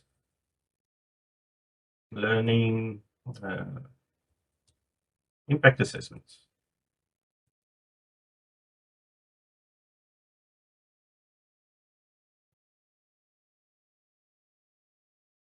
So that's how quickly you can personalize an AI and how you can get it to have certain viewpoints, the way it responds to you, the level at which it responds to you, all of that just with this one single Word document that's got all the information. And every time you start a new conversation, you just upload it and it will take on that responsibility. So remember, as I mentioned, you can make this have a personality of a professor, you can have it a personality of a student, can even, if you're desperate, of a companion. It can take on basically any, how can I say, role that you can give it to you. So this is the one way to use it, is to upload a document with this AI agent, you could say, already, and it will actually guide you with the information. Remember, you can also add documents. So if you're going to add your study guides, you uploaded the documents as well. So just so that it knows when it actually responds to you, it uses that information. That works in real life models as well, where you've got, like the one we've got here, where we can actually add tools such as a calculator or memory, like documents that it must actually know. So this is exactly how the big models work as well. And you can basically create your own AI agent very quickly with these few lines of text. Now, for you that are UNISA students, if you work at the educational institution or at a different university, all of you got um, your MyLife accounts or your Microsoft 365 accounts. So I'm just going to go to office.com just to quickly show you what you can do with this. So if you look at here on your left-hand side, let me just make that bigger. When you're logged in, you'll actually have agents that you can create. So I'm actually going to show you quickly. So you can actually log in at, if you're available already online, you can log in to your MyLife email. If you click at the top, you just go to the main page and then you can start creating agents. So I'm going to create an agent here. I'm just going to click on the plus sign over there. So we again give our agent a name. So I'll say David's Lwazi. See, I already got a Lwazi there. And then we give it a description. And this is just, we say study buddy, for instance. Or you can make it a tutor as well. And we're pasting that prompt that we had earlier. So basically, this is telling it exactly how it should answer you, what style it must be using. Remember, it must use South African, English, all of that. You basically put into your prompt. And then you can also add knowledge through websites if you have it available, or even documents as well. So once you're then ready to use it, you just say, try it. And I can ask it already, what is your name?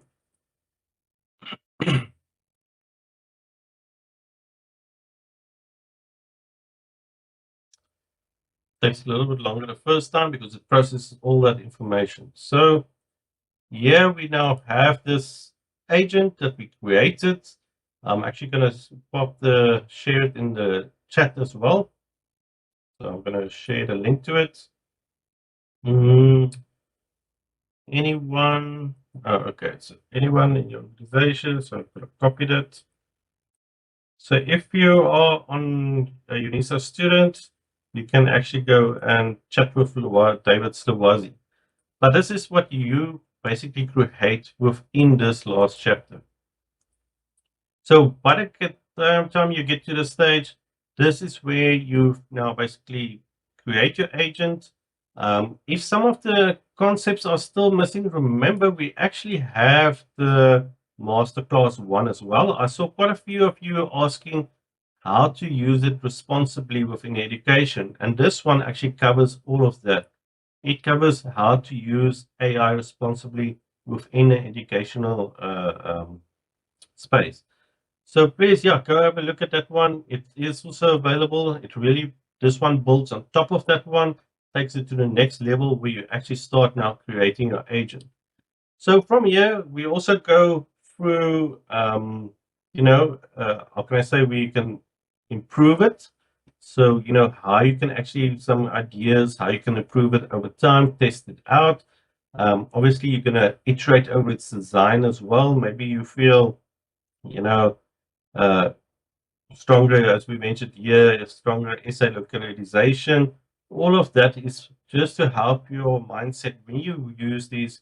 How do you actually build these type of agents? And remember, all AI models are very generic unless you give it the instructions on how it should be supporting you. Now, this one is, how can I say, also a final activity. Please come and do it with the other students. Share what your experiences are. Give some tips as well if you learn something along the way. Because in the end, this is what we want you to, really create a community where where all of us can learn together. Now, I just want to touch on there is a post-course assessment. So once you're done, please do the post-course assessment and then also the final assessment. Now, why would you want to do this? Let's see if anybody in the comments can tell me what additional benefit this course might have if you complete the final assessment. Let's see if anybody knows.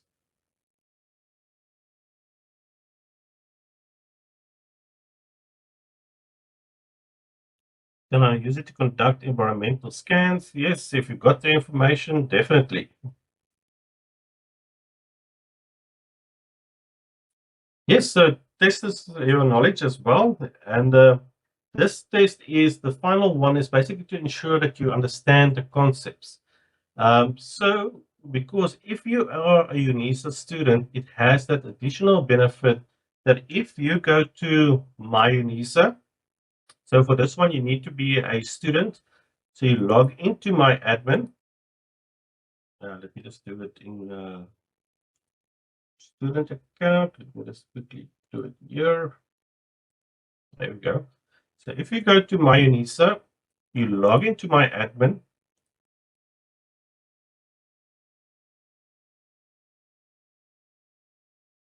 If my admin wants to log in, log into My Admin. Here we go. Log in. I know My Admin sometimes does take a little bit longer.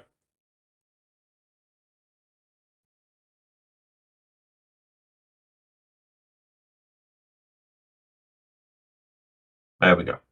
So if you go to My Admin, you go to Student Admin, and you'll see here, co-curricular activity record. So if you click on that, you will actually get a record of all the ones that you have completed.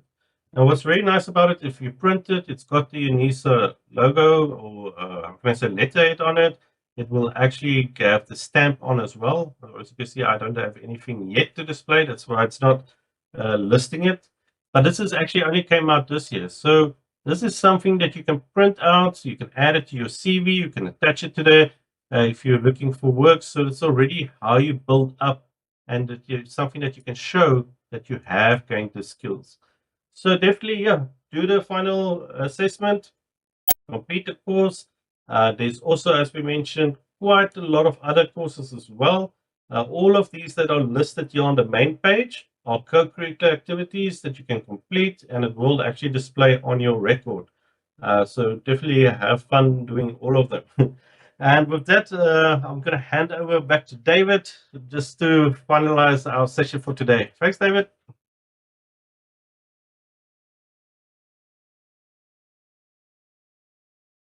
Thanks, Richard. I wasn't sure if he was talking to David, the AI agent, or David, the dude. So yeah.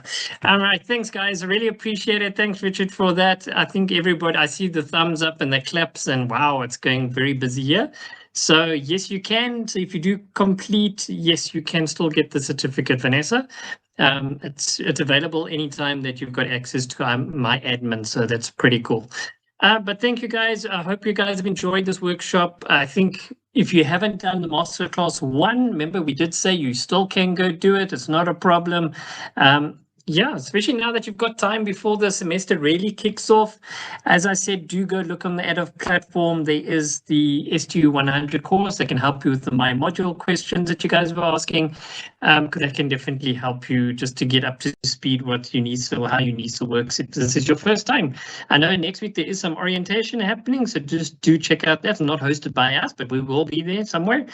So yeah, do join that as well. So for tomorrow, we do have the mobile. I see Richard's even highlighting it. The mobile first call. It's also a masterclass number 2, so you can also do number 1.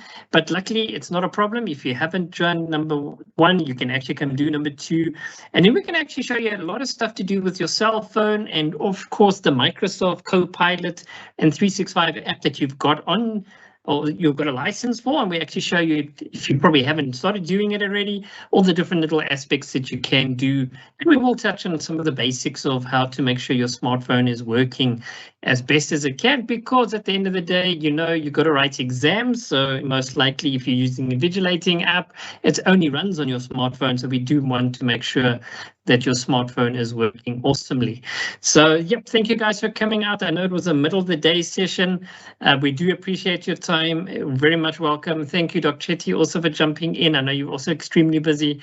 And of course, thanks to Richard, who was fighting or flew, that he also came and joined us for this part of the day. So thank you guys, and we'll look forward to seeing you tomorrow. So please do book yourself, and see you tomorrow at 9 a.m. and just check the link that we'll be sending you as well. Thank you, David, guys. that's the last one. If you are interested, I see there's quite a few tech people here. And tonight we actually have the information session. You should have gotten it on your My Life email as well. This is actually open to all higher education students, so you don't necessarily need to be a UNISA student, but we will have a hackathon that we are hosting in partnership with Izazi.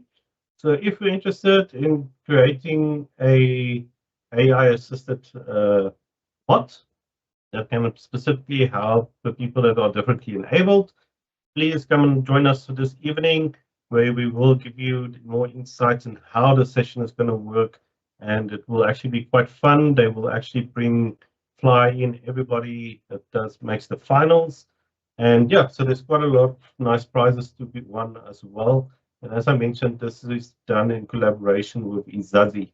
It's also an AI company. Thanks, David. Thanks, Richard. So, yep, so hopefully see you guys tonight. If you're interested in the hackathon, it's definitely worthwhile.